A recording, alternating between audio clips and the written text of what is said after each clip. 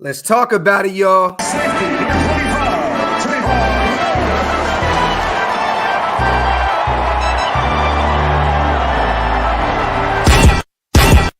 Yeah, I'm a Raider, Oakland Raider. From the Bay to LA to Las Vegas. I'm a player, a boss player. If you with me, pop your collar, shake them haters. I'm a Raider, Oakland Raider. From the Bay to LA to Las Vegas. I'm a player, a boss player. If you with me, pop your collar, shake them haters. I'm from the city of Sac, rap the silver and black. Word of honcho, give me the strap. The realest is back. Stupid chop with something silly attached. Eye for an eye, fuck it man, give me a patch. I'm a Raider, Oakland, LA, Vegas, Jalen, Kenyon, Jacobs, Vegas. Man, bread dog, we litty. The shine with the speed, it was with the 50-50. Yeah, this that I silver and blackfield. Abram in the box, I'm Merrick in the backfield. Yo. Shout out to everybody already here in the comment section. I know we started the show a little earlier than expected, but hey man, we here. I couldn't wait to talk about this with my brother. Shout out to my brother Hammer's house. He is in the building. What's good with you, little bro? A little under the weather, but I'm maintaining. What's good, nation? Bro, you sound exactly how I sounded 3 days ago. So I know whatever the fuck I had in Vegas, you have in New York now. Told you to keep those cooties away from me. Shit. Hey, real quick too, man. While we're here, I want to say shout out to the nation. Everybody already here. Congratulations to my little brother, man. First time homeowner, actually moving to New Jersey here in a few days, right? It's gonna probably be another couple of weeks. Like we do got the keys and everything. We are going over there tomorrow to do some things, but yeah, me and Wasted are like officially neighbors now. Hey, well, I need you guys to be in the physical form way more often than not now. You know what I'm saying? And I will be up there soon as well. Shout out to you, my brother. I'm proud of you, man. Thank you, brother. That's dope, man. That is dope. Shout out to 805, man. David's in the building. Josh Davis, Jerome, Arkham. What's good, King? Don't trip. R for life. Everybody here, man. Make sure you guys wipe them feet. Hit them thumbs up. Everybody putting congratulations in the comment section. Thank you, y'all. Thank you. D Raider, Raiderzilla. Yes. Sergio's in the building. JT Douglas. Yeah, man. Hey, look, I wasn't even going to do anything today. I know it's Mother's Day tomorrow. I said, you know what? I want to do at least a video because I know tomorrow I'm going to be with the wife all day. And, you know, just surfing the web a little bit. I'm starting to see some things here and there. You know, we know the Bradbury talk. We've all talked about it. We're kind of actually at this point waiting for the Giants to let him go so we can probably scoop on it and grab our future cornerback one. But there's a lot of rumblings right now about Nelson Agholor being traded or released. Now, you guys, this video right here is not me saying that we're going to trade for Nelson Agholor. Not at all. We are not picking up that contract. I believe he's owed like what, 13 million this year or something? Yeah, because it was like a 2-year, 26 mil deal that he signed to go to New England. So we're not paying that at all. I don't think anyone is at this point. Even post June, no one's going to pay $13 million for Nelson Agholor. I mean, look, last year I think he only had like 3 touchdowns and like 400 plus receiving yards. Yep. With us the year before, he had 8 touchdowns, I believe, and like 870 yards receiving, somewhere around there. Yep. Don't quote me on the exact number, but somewhere in the 800 range. Look, you guys, I know a lot of people are going to say, why? He didn't thrive in Josh McDaniel's system in New England, but at the end of the day, he had a quarterback named Mac Jones. He didn't have a quarterback named Derek Carr. That offense was really formed around Mac Jones' strengths. They were trying to check down, get rid of the ball real quick. They were trying to eliminate rookie mistakes from Mac Jones. And, you know, look, Bill Belichick went out and got Tyquan Thornton from Baylor. They went and traded for Devontae Parker. They still got other guys, you know, Kendrick Bourne is still on the roster. To be real with you, they brought Jacoby Myers back. I don't see why Nelson Agholor would even be in their future plans. And at this point, this is where you want Nelson Agholor, right? You want him as a wide receiver too. Like at this point, he doesn't have to be wide receiver 1. Yes, DC helped this man go get a nice contract. I get everybody's over here. Oh, well, he left us and blah, blah, blah. Come on, man. It's a business. That man got paid big money. he wouldn't have got that. He wouldn't have got that money anywhere else. So he did what he had to do for him and his family. I want to ask you, Hammer, and I want to ask everybody else in the chat. And this is not just popping up randomly. I see my brother, shout to Raiders.scout, talk about it on Twitter. He said that it's looking like New England's about to release him or trade him. And then I went and did my homework, and some other New England beat writers and all that other stuff are saying that he's the odd man out. So what would you feel about bringing Nelson Agholor back into the fold at wide receiver 2? I know a lot of people are still big on Bryan Edwards, like Edwards as well, but he hasn't been proven to do anything up to this point. Well, what do you feel about bringing in a guy like Nelson? I'm not with it. Our receiver depth chart is already deep as fuck. We even got a couple more guys from the UDFAs. One being Trey Turner that, hey, you said it with the money. Money talks, bullshit walks. The Vikings almost had him on lock, but they offered, what was the guarantee? Like $2,500 while we gave him $40,000. Yeah. Money talks, bullshit walks. Yep. I don't see Agholor being a piece here for us. I'm sorry. Like, okay, hey, you did your thing with us 2 years ago. I don't see him being a guy that comes back here. I agree. I definitely agree. But one thing I can say is I can see DC beating the table for Nelly. I can see him say, McDaniels, look, this is what we've done in the past. I think we can do, I think we can replicate that again and make it happen again. But you're right, bro. Let's just be real. This is not a need. He's very speed. That could be that speed, that speed threat on the outside for us, though. Hey, but, I told you not too long ago when we were having this conversation in regards to our 53-man roster, and we want to change your. We got to do a new anthem for 2022 because Vegas is gone. Yes, D-Jax is gone. Yes, but I also did say he was one of the guys that I didn't see making this roster, and there's a receiver right now that I still don't see making a 53-man roster, and that's Tyron Johnson. Okay, so. I think Medwin's in here saying Trey Turner the number 2. We got to see what he does throughout training camp, throughout the preseason. Let's not get too far ahead of ourselves. That's a lot to ask for from a UDFA. But I do think right now, at this point in time, Bryan Edwards is going to be our number 2. You have people that don't like it, but I've spewed these numbers out a couple of times already with Lazard when he was in Green Bay with Devontae. Yep. Lazard played 3 years as a number 2 alongside Devontae Adams. In those 3 years, 1,400 yards, 14 touchdowns. You have an elite receiver in Devontae Adams that's going to make this kid better. Yep. And we still have other weapons around him as well. You got Renfro, you got Waller, you got the backfield. Yep. But I think Edwards will be the number 2. Demarcus Robinson might give Edwards a run for his money for that number 2 spot. A lot of people have talked about Mac Hollins. I'm big on Mac Hollins. I'm a huge fan of Mac Hollins. Mac Hollins, I have nothing against him. Mac Hollins is going to be somebody that's going to be used as a special teams option. And also he's going to be a guy that you see on the field in red zone and goal line situations. Yes. That's where he's going to be utilized the most. He's not going to be a fucking every down receiver. No, not at all. It's not going to happen. No. Facts. Shout out to Raider for life, man. RIP to my uncle Dox. He passed away this evening. Rest in peace to him, family. Our condolences are with you and the family, my brother. Man, too much of that going on right now, my brother. Prayers. We love you, King. And I hope that everything, I hope your family can get past this, man, because that's tough, man. That's tough, man. I need to get this pillow off of the back of this chair because this shit makes this chair uncomfortable. Hold on. Do your thing, brother. Shout out to Los, man. Dox, Hammer, thank you guys for coming out with great content throughout the year. Appreciate you, Los. My brother, man. Shout out to my guy. Shout out to my guy, Los. Yeah, everybody, man, put the prayer hands in the comments section, man. Nelly can return. I've been saying this. We talked about it about a month ago, I believe. I think we kind of talked about it in and out during the offseason. But now with it, look, they went out and got some receivers. They traded for Devontae Parker, and they went and got Tyquan Thornton. And I thought that was a reach. And I love Tyquan Thornton out of Baylor. His speed is like unmatched. But at this point, why are you paying him that kind of money when you got all these guys on your depth chart? I just don't see Nelson as a Patriot.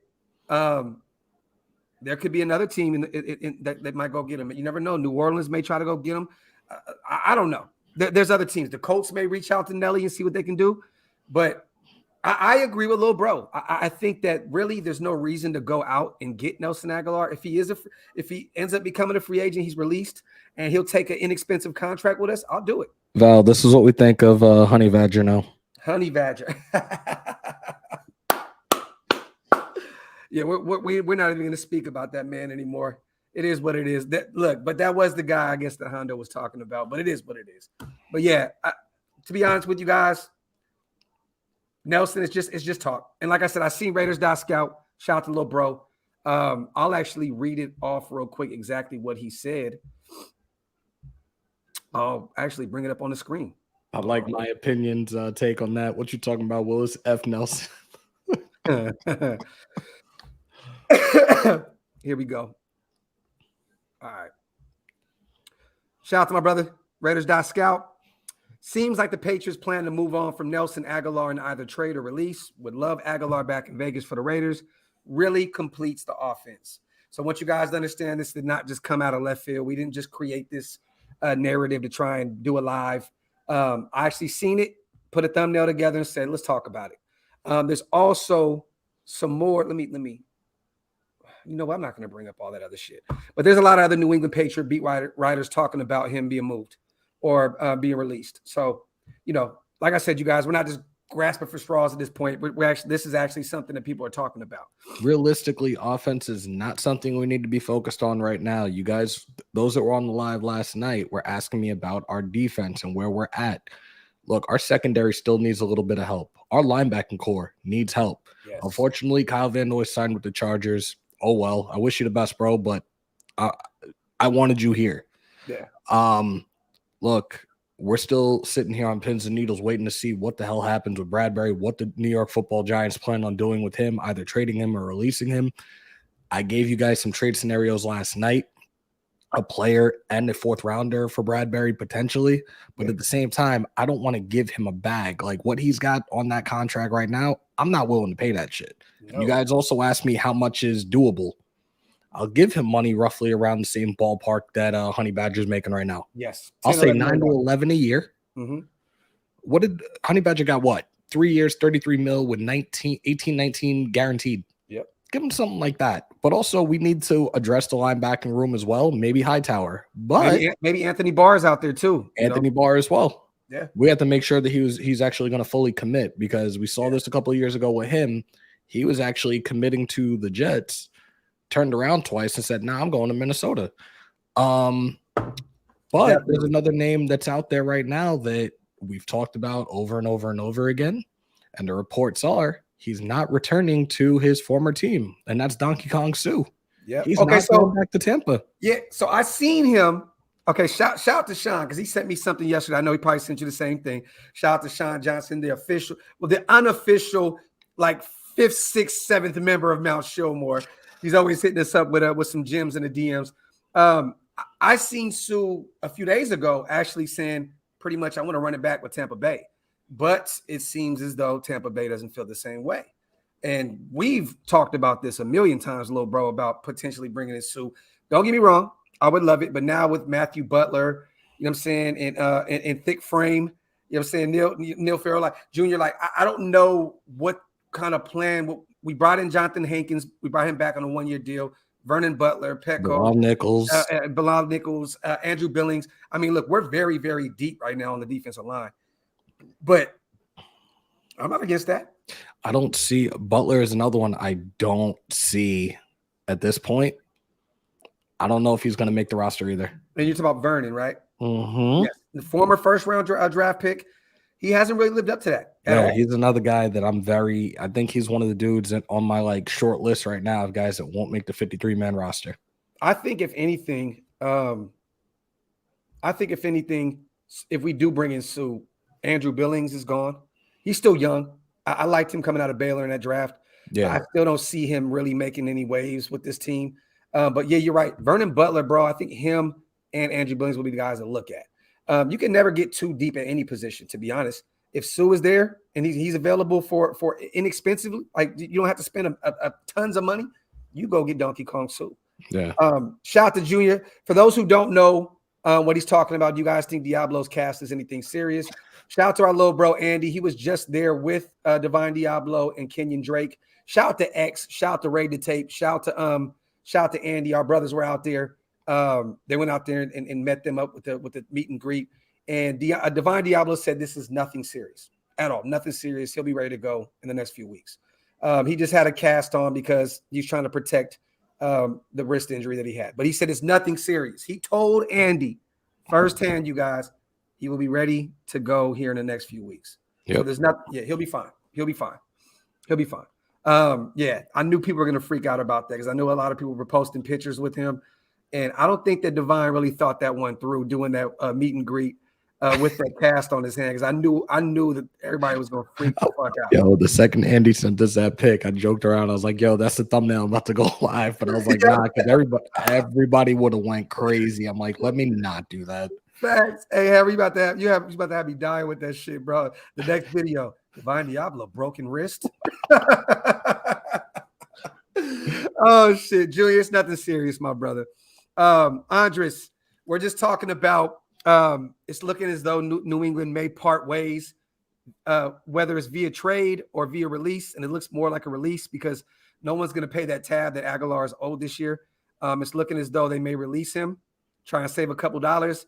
They went out and already drafted his replacement in Tyquan Thornton. They went and got Devontae Parker. I think the writing is on the wall with Nelson Agholor. It's on a 1-year deal pretty much. And we were just saying, you know, why not think about bringing him in at wide receiver too? You can use the speed. He has that familiarity with the system and with Josh McDaniels. And he also has the familiarity with DC. Those guys had a great rapport, 8 touchdowns, 800 plus receiving yards a year ago. So, you know, that's just something to think about. But me and Hammer both agreed on it. I mean, at the end of the day, I think we're pretty much we're really deep at wide receiver right now. That's one position that I'm not really too worried about. The only thing I disagree with Hammer is I think that Tyron Johnson will make the roster. I think he has that speed that we want to utilize as like a Deshaun Jackson kind of wide receiver last year. But we're deep. Demarcus Robinson, Mac Hollins. I mean, Brian Edwards finally, you know, he has a real wide receiver one on the outside now with Devontae Adams. We have the 3 most bracketed wide receivers from last year, Waller and Renfro and Adams. I think this is the time you actually give Brian Edwards a chance. You know what I'm saying? Like, you just give him a chance. You say, look, this is it. This is it right here. This is the year for you to get your shit together. You know what I mean? So I think it's Brian Edwards' job to lose. But I'm going to be honest with you. If Agholor would take a team-friendly deal, at this point, Brian Edwards, I don't even care because Nelly had a hell of a year for us a year and a half back, 2 years back. So, but yeah, we're just talking about this, you guys. Scout went on Twitter and talked about it as well, saying it looks as though they're going to release him. So we were just talking about the chances of bringing him in at wide receiver too. Shout out to Josh Davis. Nelly is better than anybody outside of Adams and Renfro. Bring him in. Doesn't matter if we are deep. I agree with you, brother. I agree. And look, this regime has no ties to Brian Edwards. And it's been very quiet on the Brian Edwards front as well. I mean, outside of him changing his number, it's been really, really quiet. You know what I mean? So, yeah, so help me God, if any of y'all buy that jersey, we're going to have problems.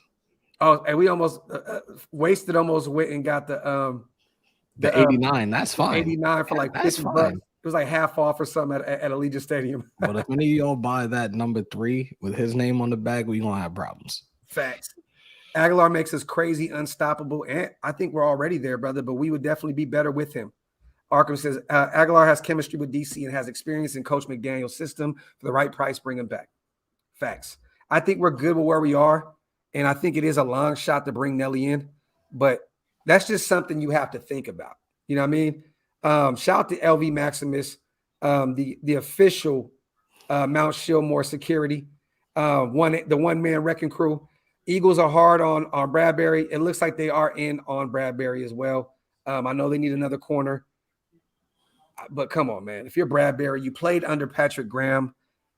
You can pick between the Raiders and the Eagles. I mean, I think it's pretty easy, right? You go to the team that whose roster is stacked even deeper and way better than the Eagles. Don't get me wrong. The Eagles got better this draft. And off season. They went and got AJ Brown. They had a great draft. But I mean, come on, man. You know what I mean? I think it's kind of easy. It's an easy call, man. If you got to pick between the Raiders and the Eagles, you go to the Raiders. But it's a business. Whoever offers him the most money, that's where he goes. Shout out to Brave Raider. The only number 3 jersey for Raidernation is Hammer. Talk that shit, bro. Talk that shit. Jimmy, he has not been released yet. We all sitting here waiting, Jimmy. We all sitting here waiting to hear that news. Yeah. Hey. What it is? What's up, brother? Chilling, man. Just got in the crib.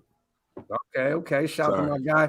We got 3 of the 4 Mount Shillmore members in the building. Tree. Shout out to Big Bro Wasted Talent, man. We just over here talking about pretty much what some Twitter talk about Nelson Agholor being potentially released by New England. There's some beat writers also from New England stating he may be released here soon because of Tyquan Thornton and Devontae Parker. We've talked about this a million times already, Wasted, but now it looks more and more like it's realistic that he may be released. I know before you said for what? Is your stance still the same? Well, look, man, we need some speed. We didn't address it in the draft. Like when we were talking about Nelson Agholor, we previously thought that we were going to have a first-round pick. Then we went and got Devontae Adams. Then we thought they were still going to address wide receiver in the draft, and they didn't. Yeah. And then they really didn't address it in a real way with the UDFAs. So, I'm thinking, why not, right? Because I know you can get him a lot cheaper than you can get an even like an injured Odell Beckham Jr. Yep. Now, in my mind, dream-wise, just for the names and what kind of players they've been, I've always wanted Julio Jones and I've always wanted Odell Beckham Jr. I just always want to see what they look like in silver and black and playing with Derek and, but we already know that Nelson Agholor and Derek Carr have a good chemistry together. They're good. We know Nelson Agholor is competitive. We know he cares whether he wants to win or not. And we know that he adds the element that's missing to this team. So, if the price is right, I'm with it, man. And Wasted is referring to the Miami game where we lost last few seconds of the game. The defense pretty much just gave up. Mac Hollins was actually the one that caught that crazy pass from Ryan Fitzpatrick. Yep.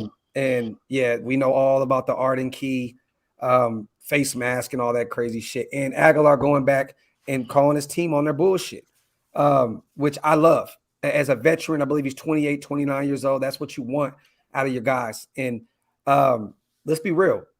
He was wide receiver 1 for us when he was there. I know he only put up like 800 plus receiving yards. He did have 8 TDs, and he didn't really have ball control issues with us like he did in Philadelphia. He was dropping balls left and right. Pause. You know what I mean? So, I'm not against it, but I do agree with Hammer. Like, it's not necessarily a necessity. You know what I'm saying? Like, we have some guys on this roster already that are dope. I think speed is a necessity. You don't think Tyron Johnson has what it takes? I mean, he's not Nelson Agholor, man. I think our defense right now is a serious necessity when it comes to the secondary and the linebacking core. I don't think another receiver is what we need right now. The fucking depth chart is way too fucking deep. I get what you're saying in regards to Agholor, and yeah, the chemistry has got with Carr, but how much are we willing to offer him? Like maybe 6-7 mil a year?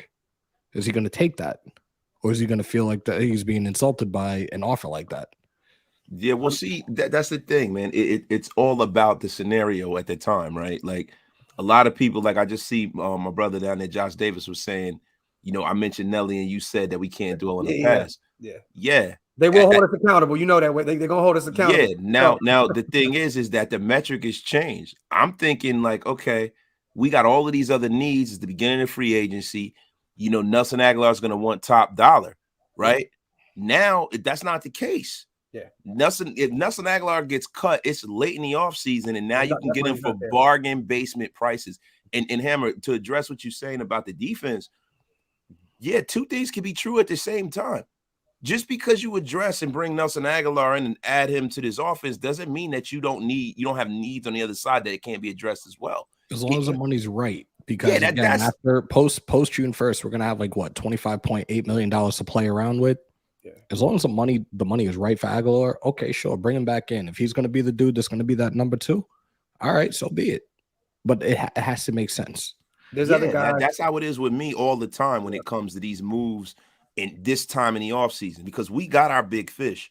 Now we just need to fill the holes in and make sure that we don't have a gaping hole anywhere on the team. I agree. I think first off, in post-June, I think we can all agree that Waller and Renfro get done. I think that's where that money is going to be pretty much dedicated to, and filling in the gaps, just like Wasted said. You can go get a Dante Hightower, a veteran LB, or a Jamie Collins, someone that you can fill in that linebacker and kind of fill that veteran void. I know Denzel Perriman is kind of, he's a veteran. He's 29, around that age, I believe. But we can still use another linebacker. I do like old boy that we went and got from Wake Forest, undrafted as well. I forgot Buddy's name, man.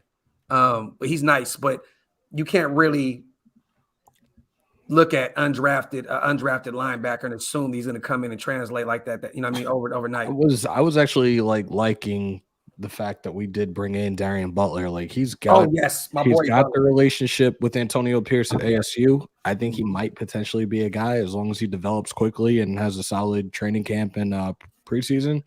I think he's a guy that could potentially make the roster. Yep. We see what happens with that though.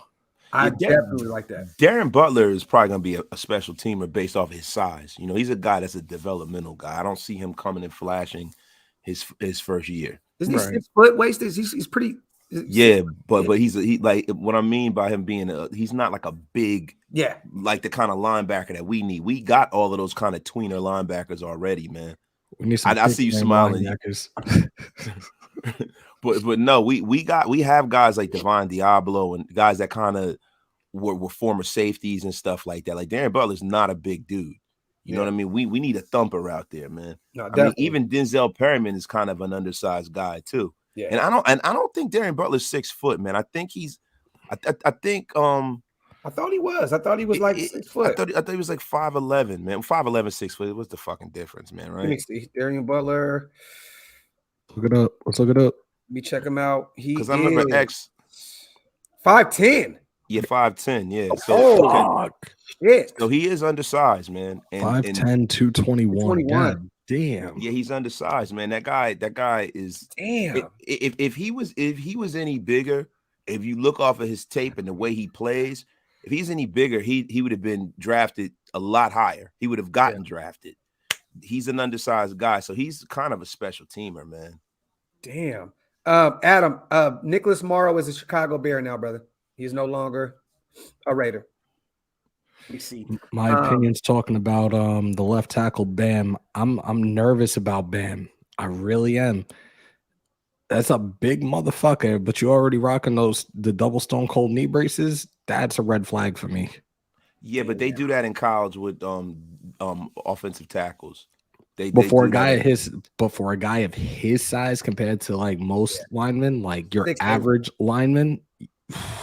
360. Yeah, but he doesn't have a knee injury. They do that. Like I remember when Greg Robinson was coming out of Auburn, he rocked the double knee brace. That's something that they do, like as a preemptive kind of a thing. I don't think he has an injury problem. I just think with Bam, he just needs to develop. And he's not the guy that's going to come right in. He's that guy that when somebody goes down, he's a guy that Carmen. He's the guy that Brasillo can develop and build up. Like he is raw. And he has a lot of potential, but I went back and watched him, and I'm gonna be honest, you guys, on tape, I actually like his technique. Like it needs to get better to translate to the next level. Don't is he another one that just recently got into football within the last few years? Yes. He's kind of like Andy. Yeah, he's 26, bro. Like he just started football, I think a few years ago from London, I believe. I think he's from London. Yeah. 26. That's the reason why he went undrafted, because of how old he is. You know what I mean? And I don't think that anyone would want to use a draft pick on a 26-year-old. So it makes sense. But, bro, he hasn't played that much. It's kind of like a Darren Waller thing for me, right? Everybody always says Wall is 30 years old or about to be 30 years old. He's already up there in age, but it's like he hasn't played a lot. So he's not going to be a typical 29. Yeah, because that dude is fresh as shit, too. Like, exactly. To an extent. Yeah, but I like his technique. I think he is very raw, but he does have a lot of promise and a lot of potential. And I would not be shocked if Bam plays a lot this year. I mean, listen, he's used to the trial by fire because of the way he brought up. He's a UK kid, came over as a JUCO transfer, and I actually think that his lack of experience can be in some ways a plus because he doesn't have the nicks and the bruises and stuff like that. He have that mileage on himself. Yeah. So if you can bring him in and get Karma Basillo to get him adjusted to, you know, the pro game up here, he has the physical tools. That's the one thing on tape about him that jumps off to me, that you can see that he has the physical tools. There's no lack of strength. There's no lack of athleticism. He has the range. He has the feet. He just needs to be coached, man. He's such a raw palette of a player. Yeah. That's the kind of guy, man, that'll come and take people by surprise, man. Because a lot of these guys like Mekhi Becton's been playing football his whole life. Yeah. He's a similar, I mean, listen, he's a supreme talent. Let me not get that confused. But Mekhi Becton is getting nicked up being in the league for what was his third year in the league? Third year. This will be his third year. He's nicked up already. Yeah. So that's actually not a bad thing that Bam is green in that perspective. Look, I think basement wise, he'll be a rotational piece. At the most, he can be a Trent Brown, and let's just hope minus the injuries. You know what I'm saying? We know Trent went in the 7th round, I believe, to the Niners. Yeah. I mean, what Trent Brown we talking about? We talking about 49ers Trent Brown, or we talking Patriot Trent Brown? We're talking about Patriots, because once they picked him up, he actually started showing up, got that big contract with us, and then fell off the fucking globe again. So, hey, you guys, I'm gonna be real with y'all. I haven't talked about that whole president situation. I'm gonna be real with you. I choose not to talk about it. But my brother Wasted, the way he articulates, I love what he does with that talk. I'm leaving that to my brother, man. I'm not talking about the president shit. I'm not doing that. You know what I mean? Look, we had such a great offseason. I don't give a fuck about any of that shit. Like, if Mark, look, we already knew Mark Davis lives in Hooters. He's a scumbag. Like, he might be a scumbag with the women, man. I mean, hey, shit happens, bro. Like, let's be honest. Look, there's only two type of people with them haircuts. You're either a serial killer or you're a serial Hooters attendee like Mark Davis that probably talks to women crazy as shit. Right? So why he got to be a serial killer? Because he used a cereal bowl to get a haircut. Hey, bro, there's a lot of serial shit going on. See, that's what I'm saying. Like, you know what I mean? So, hey, look, at the end of the day, hey, man, I'm not around to watch that man talk to women and all that other shit. I'll tell you one thing. We live in a world where if you get fired, you go out. Some people go out with a bang and say all kind of wild shit just to make it look like, you know, it wasn't his fault. There's a lot of rumblings behind the scenes, once again, about the taxes and about a bunch of other shit that's going on. Stu told me this a while ago behind the scenes, like there's a lot of crazy shit going on inside those walls, you know, behind those walls. And we kind of talked a little bit about this potentially happening, and it did. So, yes, it is kind of alarming to see two guys go back to back like that. But I don't give a fuck, bro. I'm here to talk football. We ain't look. That shit ain't got nothing to do with me, man. But like I said, if you want to listen to that kind of stuff, my brother Wasted can pinpoint shit and articulate that the right way. You know what I mean? I'm gonna be honest with you. Appreciate it, bro. I'm ignorant, so I'm gonna be like, we don't love these. Like you know what I'm saying? Like, it just Listen, is. I mean, I don't want to live in a world where you got a couple $100 million, you can't dirty Mac to some chick that. You know what I mean? Like, hey, come here, girl. Let's not act like these dudes. These guys are millionaires. They get everything they want in life. Millionaires and billionaires. They may say some crazy sick shit here and there, but like I said, that shit ain't got nothing to do with me, man. Yeah, you know, and I really don't think he. And we're not gonna get into it, but like I said on my channel, I don't think he did that. I think that this is a guy who's a smart guy. It's a guy who has access to the most beautiful women in the world if he needs them. So I don't think a guy like that was smart enough to outsmart a bunch of billionaires. Shit where he eats. Stupid. Yeah, come on, man. I mean, the man owns a WNBA team. You know what I'm saying? Like, I mean, at the end of the day, I've never seen anything and I've never heard anything bad about this man, even from Al days. Like, they always respected women. Anybody ever disrespected women, you couldn't be around the Shield anymore. That's just what it was. So I'm going off of the past. I don't see anything. I don't know anything until I see it firsthand. I don't believe anything, man. I don't believe any of it. Like I talked about it last night, and I wasn't going to do a single thing until details came out. In the article that I read, guys, until like this is becoming a legal issue right now, we're not going to hear shit until the next step is taken in regards to these allegations, allegedly. It's very hard to believe. Dude felt some type of way, but the reports were that he brought this stuff to Mark Davis's attention. Mark Davis brushed it off. So Ventrell decides to go to the league office about it. And Mark Davis caught wind of it, said, "Oh, word, this is what we doing. You're fucking fired." Yep. So now all of a sudden he wants to fucking do this, that, and the third, lawyer up, whatever. Just he is a lawyer, though. Yeah, he is a lawyer. He was the general counsel. This exactly. guy was bitter. Just let the process run its course. He's bitter that he got fired. Let the process run its course. Innocent until proven guilty. Yeah. I don't think it's anything that the three of us are probably going to bring up again until there's some type of new updates or more reports coming out. But right now, even the Raiders, like they said when they fired Ventrell, we have no further comment at this time. So we'll see what the fuck happens. Hey, so I ain't got no comments on it either. Yeah, they're gonna end this BS quick, man. Stu, check your DM on Twitter. Check your Twitter, brother. Check your DM. I was about to say, his Twitter works. That hasn't gotten hacked yet. You ain't got hacked yet. Hey, if anything, if anybody was disrespecting women behind the scenes, it was Stu. It was not Mark Davis. Stu is a legend. I'm just fucking around. Stu is a legend. This is like, nah. But nah, you know what's funny, man? You know, we talk about the holes on the Raiders, right? The one hole that no one is talking about, and we've been talking about it all off season, is the two on defense. Linebacker, corner, defensive back. Yeah. They need, like, they don't, they need a defensive back. Yeah. Let's just be for real here. And it's not corner. They need a safety, man. I disagree, bro, because I really do believe this. And I know he had a couple bad years, you guys. I feel like Harmon is going to be that Reggie Nelson in year one. Remember when we got Reggie Nelson? He was a Pro Bowler, came over from Cincinnati. He balled out under Paul Guenther.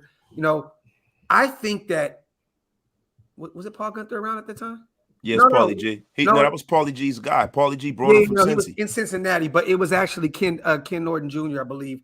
He was running the defense, right?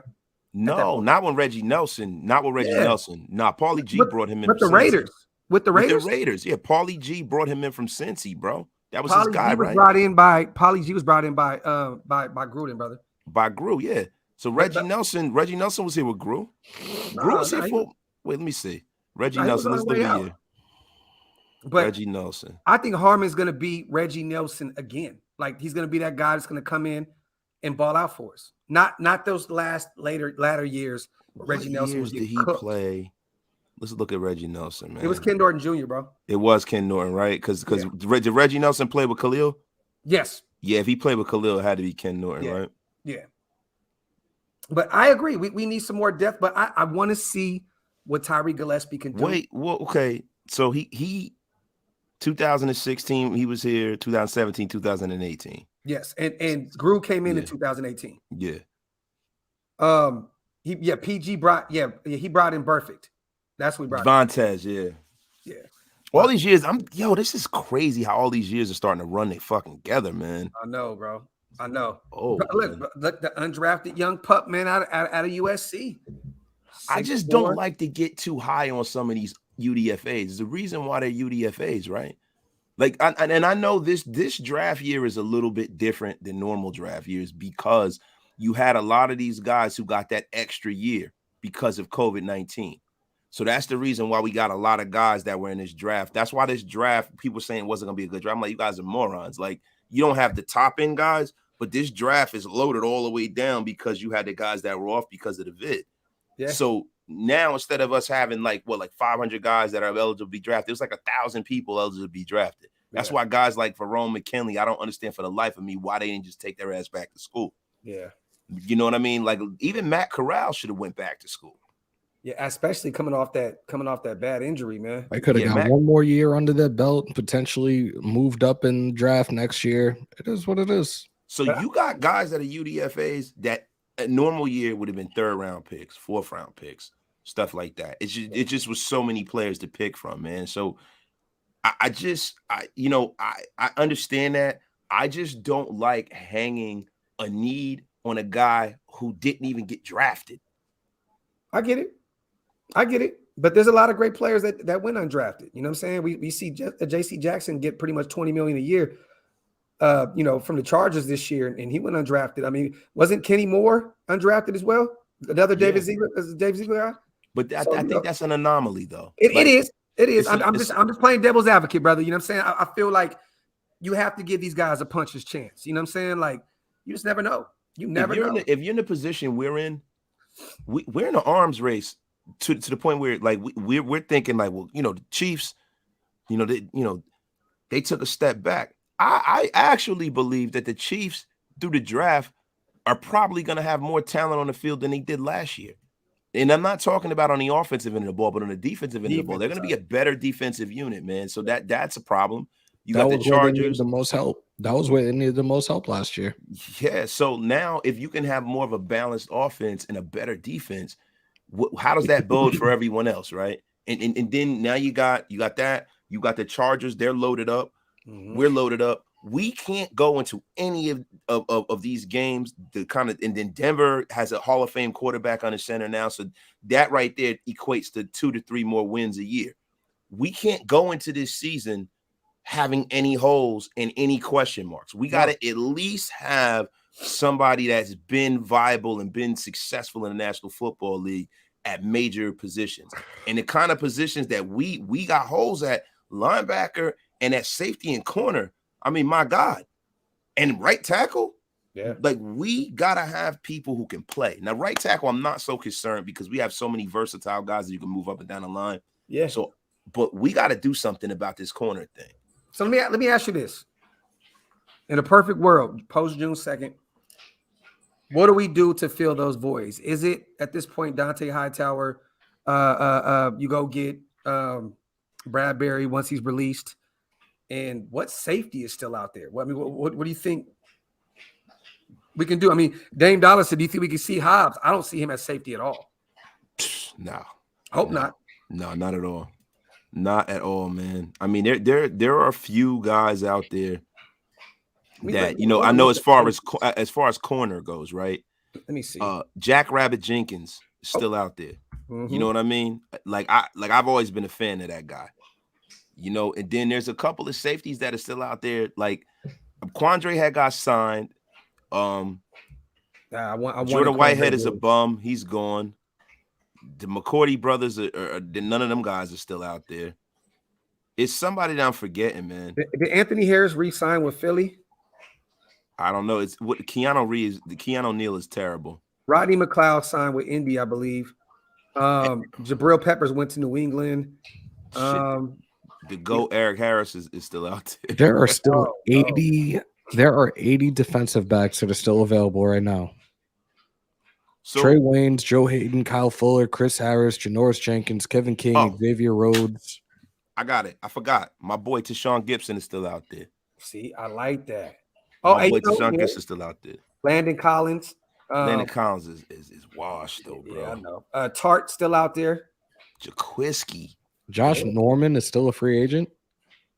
Hey, fuck it. Bring back the GOAT, Jeff Heath, man. Shit, man. But I'm gonna be honest. I'm looking at these names, guys, that's still available. Landon Collins, Tashawn Gibson, DeShazer Everett, Nate Ebner, Chris Banjo, Tart, Tavon Wilson, Matthias Farley. Look, I'm gonna be honest. At this point, the names that I'm looking at right now, we're better off right now trying to develop these young guys that we got. I don't see any. There's not one difference maker outside maybe Gibson that you can bring in and do any damage. I don't really see. I don't know. And Abrams is going to be in the box a lot. I'm telling y'all now, Patrick Graham, we all agree on this, is going to do the Jabril Peppers type thing and put him in the box probably 75% of the time. He'll probably be at this point labeled a linebacker. You know what I mean? So I don't know. See, when I say Landon Collins is washed, right?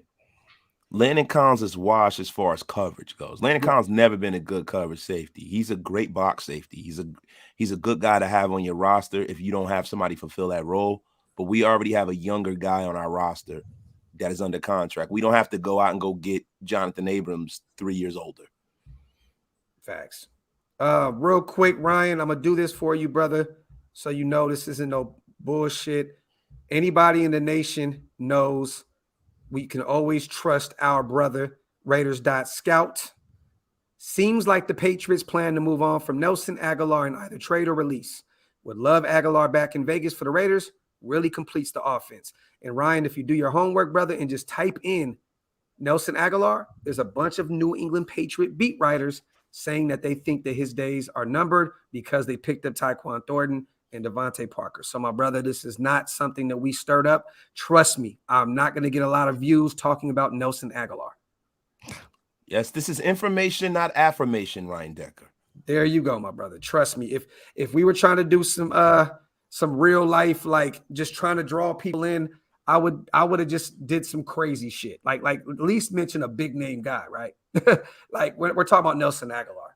You know what I mean? So shout out to Rube, man. As always, appreciate you, King. Holes at linebacker, Denzel Diablo. Brown is one. I love Jayon Brown.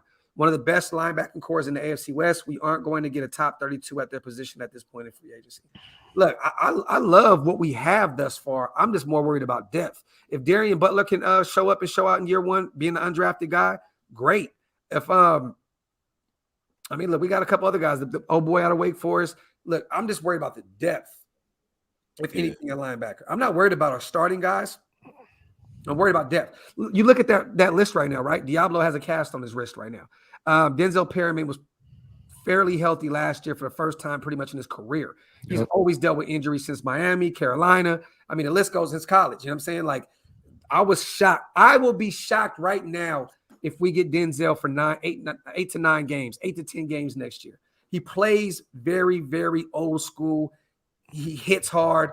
And that's very hard to stay healthy. Shoulder problems, all that other shit. He only missed 2 games. And he almost broke the single season record in tackles last year. Had he not missed those 2 games, he probably would have broke the record. I'm looking at the list right now for linebackers. You got about 36 that are still available. I'm only going to name a few real quickly. You got Joe Schobert, Anthony Hitchens, Dante Hightower, Danny Trevathan, Nick Kwiatkowski is a hell no. AJ Johnson, John Bostic, Kevin Minter, Quan Alexander. Those are just a few of them. I would bring in Quan on a cheap deal. I was thinking the same thing. 1,000%. 1,000%. Man, when he's healthy, Quan Alexander's a dog, bro. It's just he's never healthy. Earl Thomas just got arrested today. There's a warrant out for his arrest, I think, man. I don't know. Word? Shit. I think so, man. Let's look this up.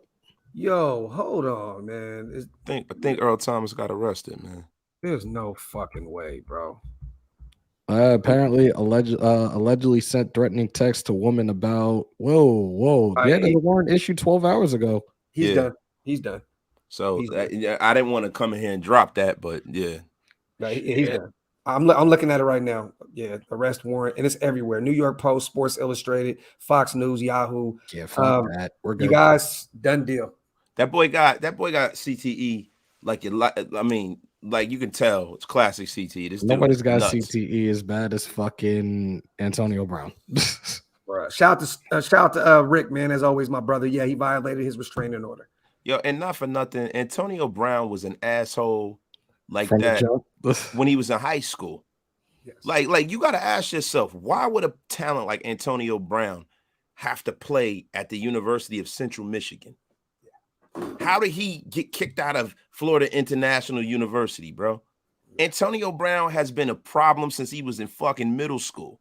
This is not CTE. This is who he is. He's a jerk off. He's a certified dick. He's a certified doucher. So if you just add the CTE in with just being a douche, it just intensifies the situation. You know what I'm saying? But man, bro, I don't even want to go that route. Could you just imagine if Antonio Brown wasn't fucking, if he just randomly just grew the fuck up today and you brought him in with Devontae Adams? Oh my fucking God, bro. Just imagine if he just overnight changed his ways. Could you imagine Devontae AB? And yeah, we're not gonna go that route. Listen, man, if my aunt had balls, she'd be my uncle. Here we go, man. Shout out to Adam. Hightower or Collins? I'm taking Hightower. Hightower. Yeah. Jamie is cool. They're both up there in age. But I'm taking Hightower. Definitely. Yeah, definitely, man. Collins is more of a pass rusher anyway. Yeah. You guys, shit has officially fucking hit the fan. Oh! I'm gonna tell you, man. Oh shit! I've got some shit that's been fucking pissing me off today. You know what really? First of all, shout out to you guys. It's good. This first time I think we've been on. I popped in yours earlier today, wasted, but obviously I didn't pull up or whatever. But I would appreciate it if you do, brother. You always welcome. I'm just right now. I was just looking at some videos, and there's a video of Tyreek Hill being interviewed, and they're asking him, "What do you think of Mahomes when he first came in?" I thought he was trash on cap, and I'm like, I mean, why do guys have to be fucking assholes, man? Like, what's the fucking point? I think that was actually fake. I mean, I'd be like, what the fuck, bro? Yeah, no, it was like, goddamn. It was fake, Stu. I know exactly because I read that shit and I was like, "There's no fucking way." Nah, I ain't say that, bro. No, but they doctored that up, though, Stu. Yeah, I did my homework on it, brother. It was fake. Well, I mean, as far, what do you mean wasted doctored it up? They doctored the sound clip and the video up. He like didn't say that shit you did about me and my shoes on your video. You doctored it up. You had them UAs. Tell me you guys didn't like that video, man. I spent an hour and a half. Actually, the reason I didn't come on here earlier, I had another video going for about an hour and a half. I couldn't do it. So that's what I was taking so long for. I'm like addicted to making these stupid videos now. I'm trying to think of so the other thing that's been bothering me is on social media, how many people need to talk about themselves and take videos of themselves and show their asses and talk about just I'm a bad bitch and all this stuff. I'm like, my God, man. This is how thoughts make money these days, bro. But it's guys too, though. These fake Instagram models and shit. That's how they make their bags now, bro. Even OnlyFans pages. That's how these thoughts make their bags. I'm just thinking, like, what in the my boy got on the walk with me, Lord. Yeah. Walk with me. We both had them shits on. I said, walk with me, Lord. You got the Velcro joints. They ain't the laces of them hoes. Those are the Velcro joints. Oh, shit. Yo, Stu, you missed. I channeled my inner Schweiger in that game, bro. You missed it. I tried to watch it, but the video was so far away, I couldn't really see anything. I saw Andy make that kick. And then I know at first it took you guys a little while to kind of get the flow of things, but it sounds like you guys ended up scoring some touchdowns and stuff. But I almost laid somebody out. I didn't score shit.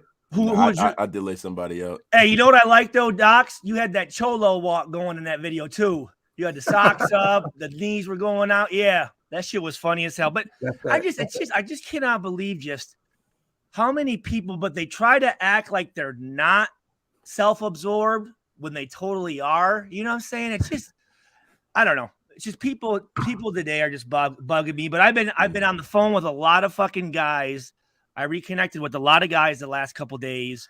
We're getting a lot of buzz about our presence and our social media stuff. I mean, a lot of guys are getting a hold of me going, bro, we love what you're doing, man. You got a ton of stuff going on.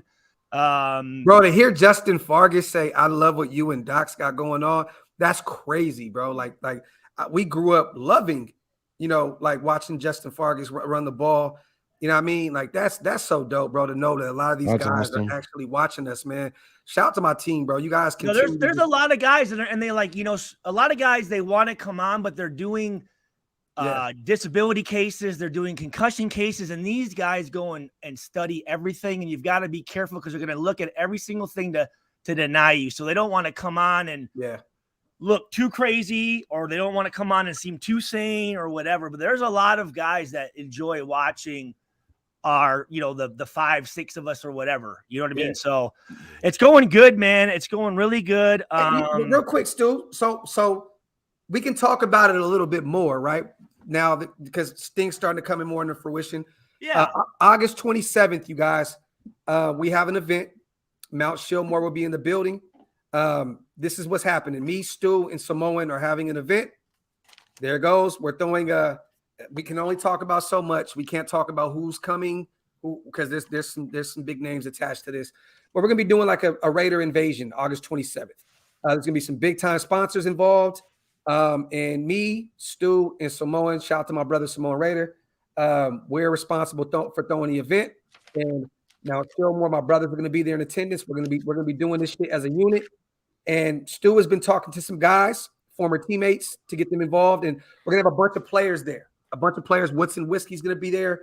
You know, hopefully we have Charles Woodson there. You know what I'm saying? And who have you been speaking to, Stu? Like, what's some guys that you've been talking to? I mean, obviously, I want to read this. So CanX is the actual mother company, and Yes. there's LLCs below it, but I'm going to read the mission statement so you guys kind of have a better idea of what it is. So it's CanX, which is cannabis. And here's their mission statement: providing unmatched entertainment experience that. Wait, hold on. Okay, yeah. So they want to be able to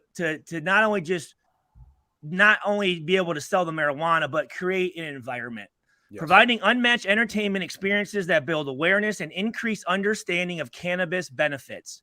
We want to aid in bridging the gap between marijuana enthusiasts and professionals by creating high-end experiences that celebrate both cultures.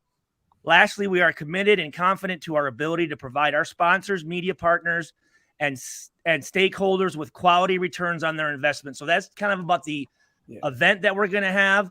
But that's what we're going to try to do, is kind of try to bridge and really, you know, I've been on medication for 10 years, right? You know, and doctors prescribe you all this shit. They shove it down your throat, and you see it every time guys get addicted to it. Then it's taken away. Then they fall into bigger problems. So I would much rather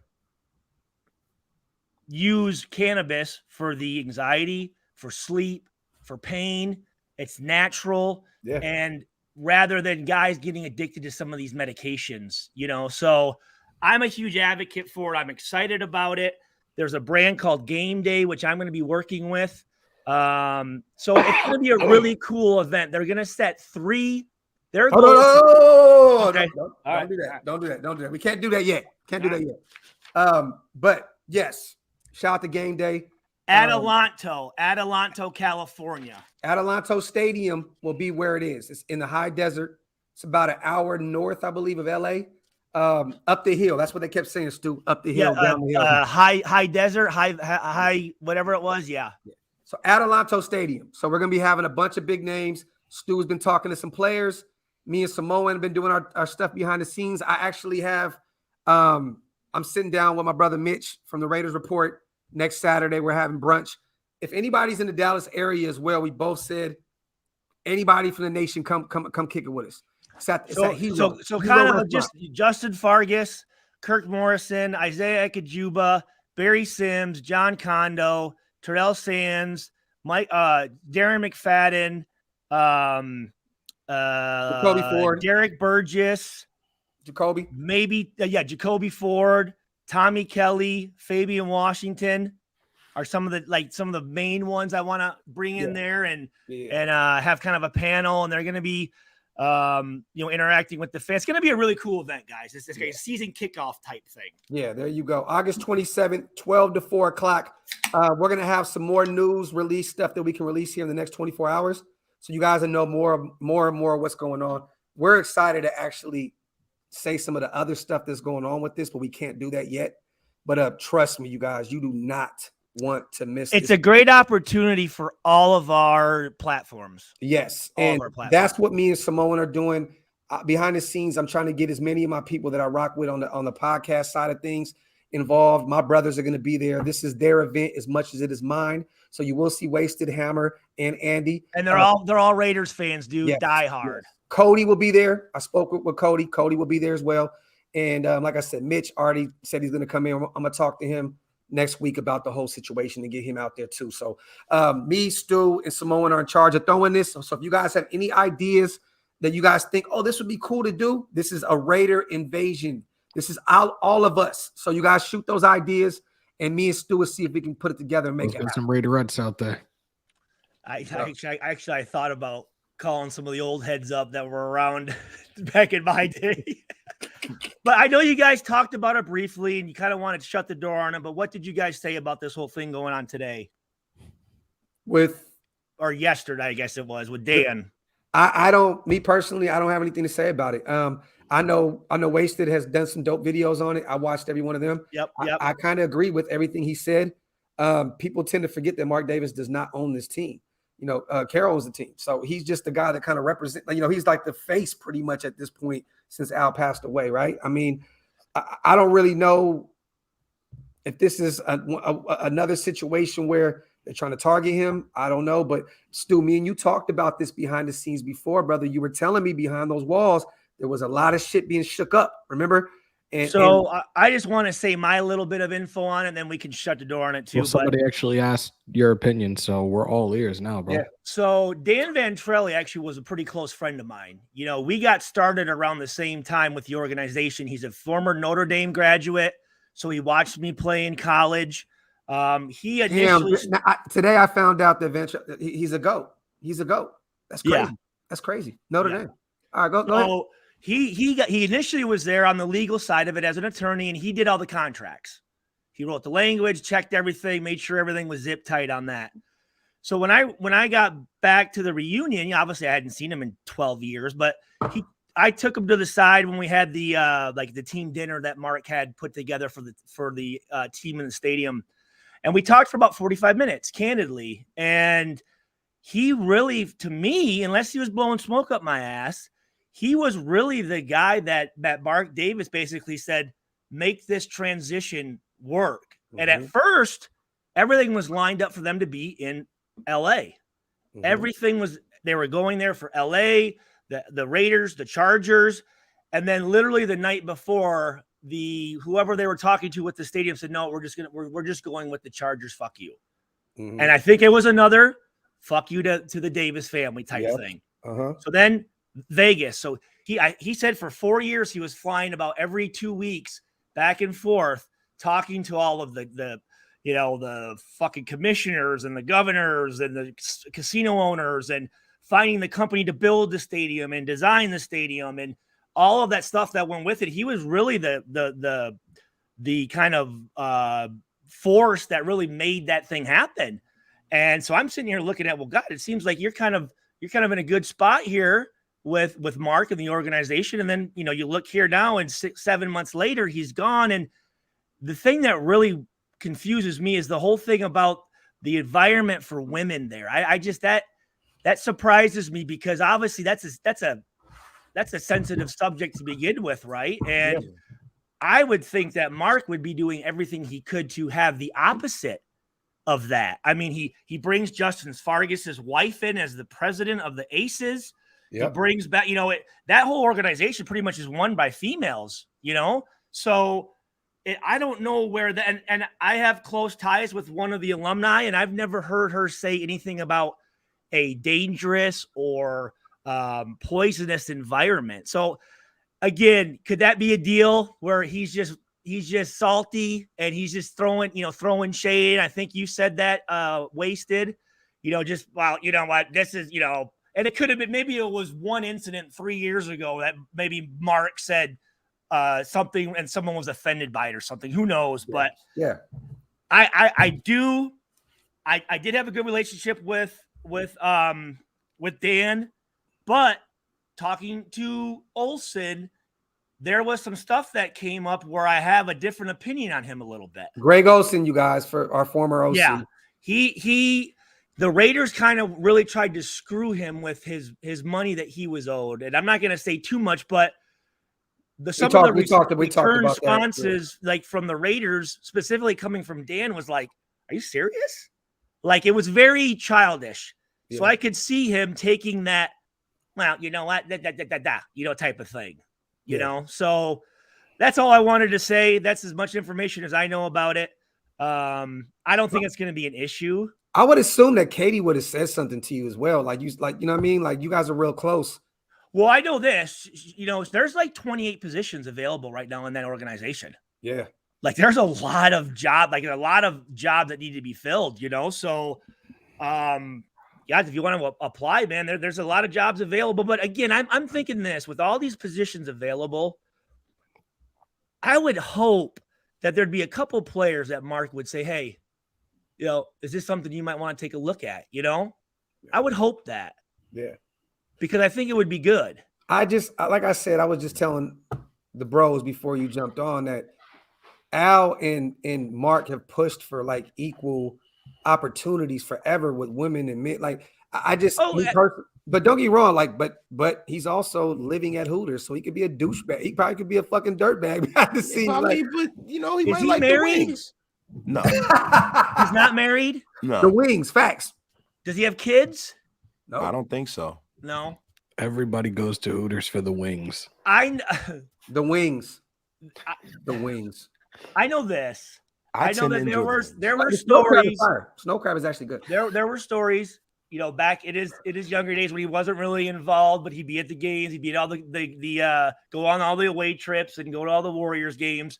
He was known to entertain a certain faction of the Raiders at Mr. Davis's house at times. You know, some of the girls that support the team. You know, so yeah. I just heard he liked to have fun, man. You know, I don't think it was anything wrong with it. So, listen, man, I'm gonna be honest with you. You know, I think in cancel culture in this Me Too generation, a lot of people pervert normal interaction between men and women, and they try to exploit it for their own personal gain when they have issues in the public eye, because they know that's a dog whistle to bring controversy.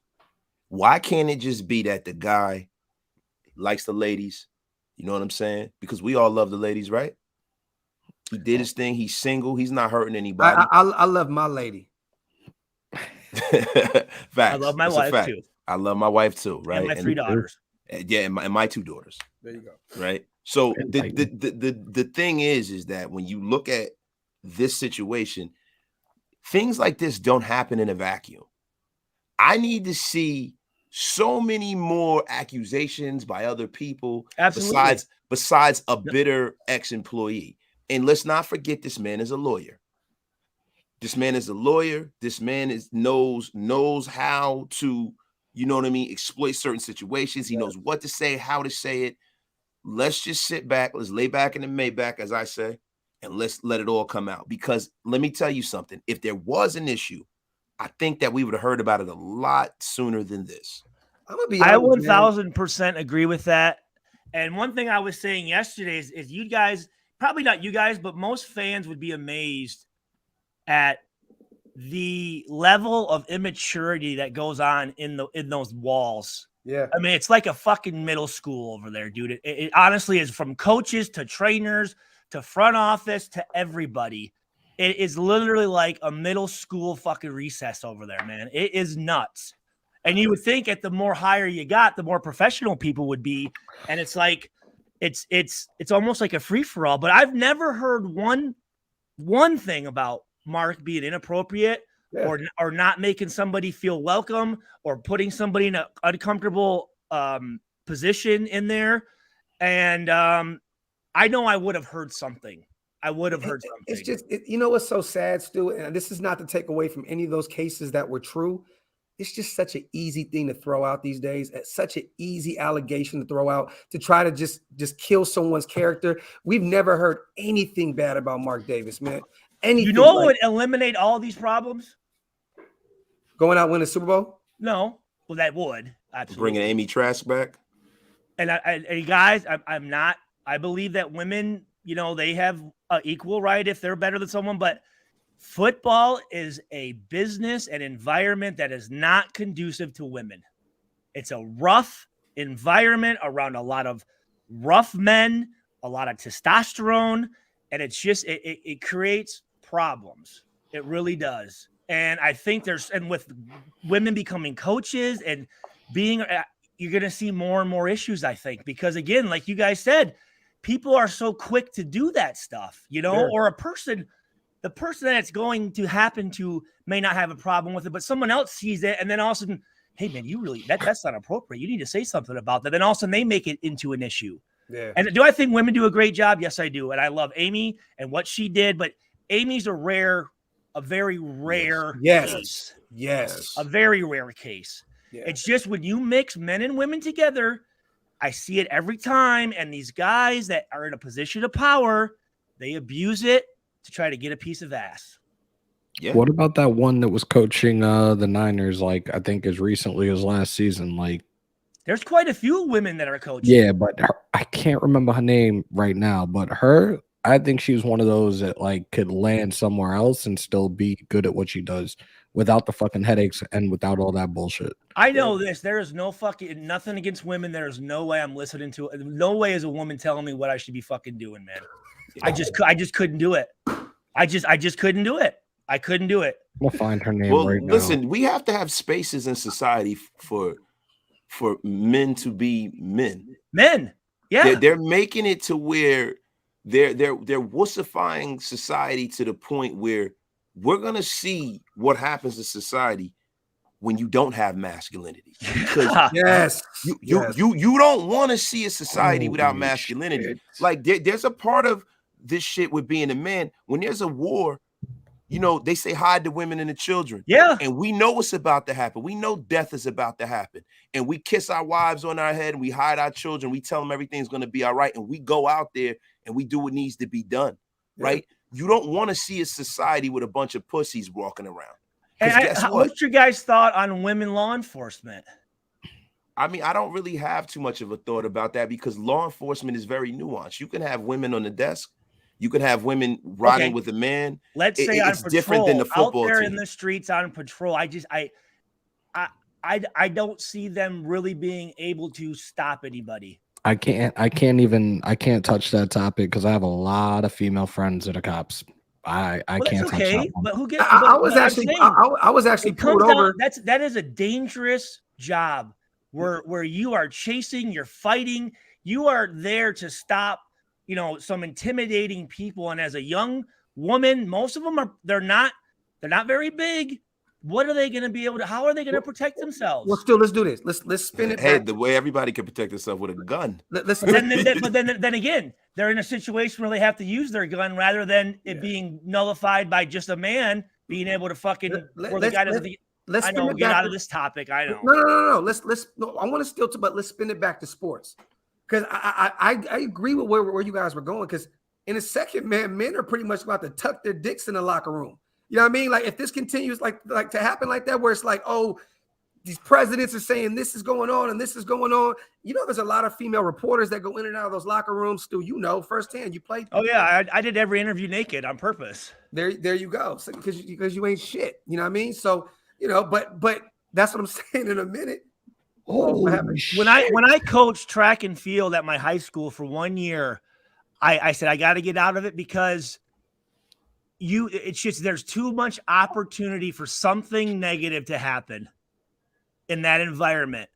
And again, if you just never know what something could look like and things like that. Like I've never really liked working with women. It creates an environment where men are trying to show off women. It's just, I don't know. There's a dynamic there that I don't. You mean in the sports realm when you were playing? Yeah. I mean, as I was growing up now, but again, most of that there wasn't a whole lot of interaction. Yeah, you know what I'm saying? Like you had the women that did their shit, you know, but they're in the offices. They weren't out around the guys. They weren't in the locker rooms. They weren't traveling. They weren't doing that type of stuff. And again, it opens things up for someone to make a mistake, man. It just does. Look, I just saw something. Crusher I got issues said a little bit ago. He said, "There's no excuse for not keeping up with the times we're living in. We're not talking about masculinity. We're talking about objectifying people in the workplace." Crusher, I got issues. I have to push back on you because we're talking about masculinity. I don't know what you're talking about. We're not talking about objectifying women. I'm never a proponent of somebody being made to feel uncomfortable or somebody being taken advantage of or being marginalized. But the thing is that there's this ugly pixel in the pretty picture. We want everything to be even across the board, right? Until it can't be. There's certain places and there's certain roles in society that are for men and there's certain roles that are for women. Now, I'm not saying that about sports, but I'm just saying when we do get in those spaces, you can't be mad for men being men and you can't be mad for women being women.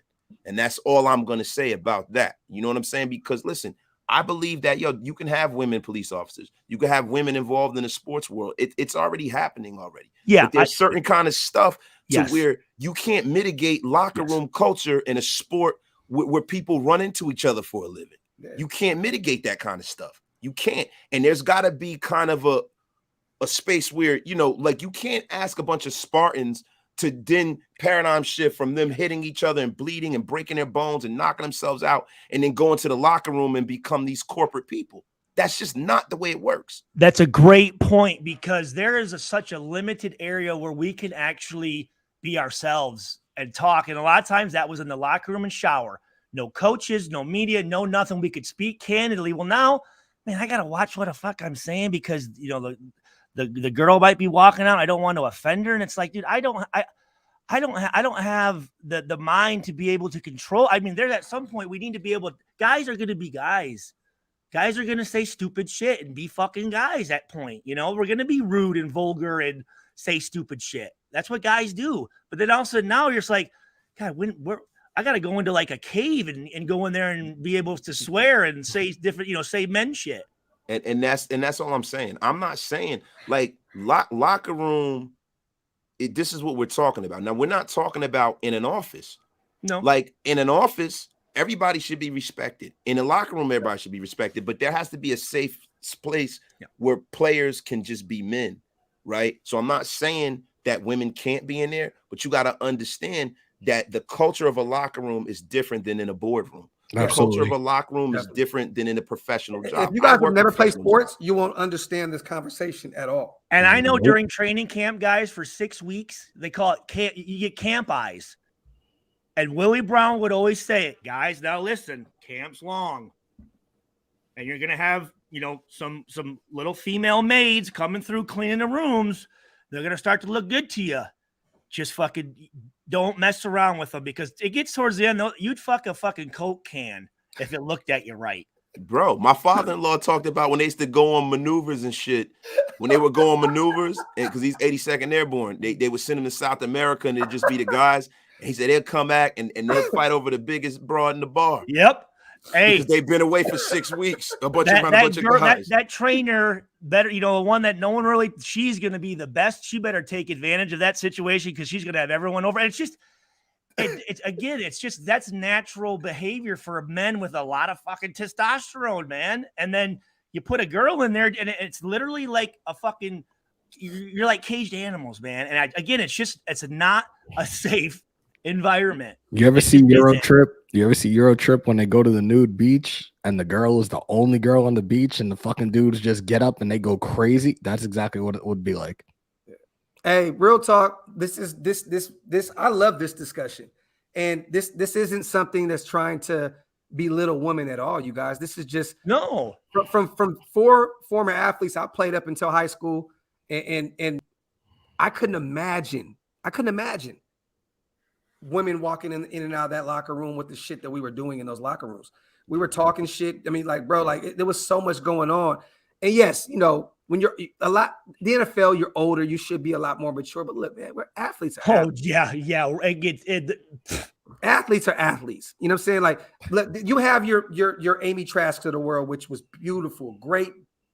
Like you said, 1-on-1. She is one in a gazillion. Yeah. Then you have like Becky Harmon, which was up for a few NBA head coach. Becky Hammond. Yeah, she's a former player. She's the head coach of Aces right now. Yes. She's a former player. That's right. You met her, Stu. I forgot. She's cut from a different cloth. I just don't think that, like even in the military, right? You have certain women that can handle that shit. Yeah. Right. But you can't. If everybody's special, then nobody's special. Mm-hmm. Right. Everybody is not cut out to deal with certain jobs. You know what I mean? So if you're going to be a part of a locker room scenario, you got to understand there's certain things that come along with that. That's all I'm saying. And I'm saying this. I'm saying this. I have 3 daughters. I would not feel comfortable with them being in that environment. Neither. No. I would say, sweetie, I don't think it's a good idea. I do not think it's a good idea. Adam said the same thing. If I had a daughter, I wouldn't want them in an NFL locker room. Just saying. No, I just don't. There are just certain things that are made for certain men are better at certain things, just like women are better at certain things. You know what I mean? Like there's just certain things that I don't want, for instance, like a massage therapist. I don't want a man massage therapist on me. You know what I'm saying? And then like if a dude walks in, I'm like, dude, I don't want, like, I don't know you and you're I'm not paying for this shit. Yeah, it's weird to me. You know what I'm saying? Like, it's just weird to me. So there's just certain things where it's just like, man, just, there might be a couple things, but don't make it to where you have to have a certain number of that. You know what I'm saying? Like that's just, if the person's better, you know what I mean? If they're better than, they're overqualified, they're more qualified than everybody else, then shit, that I understand that.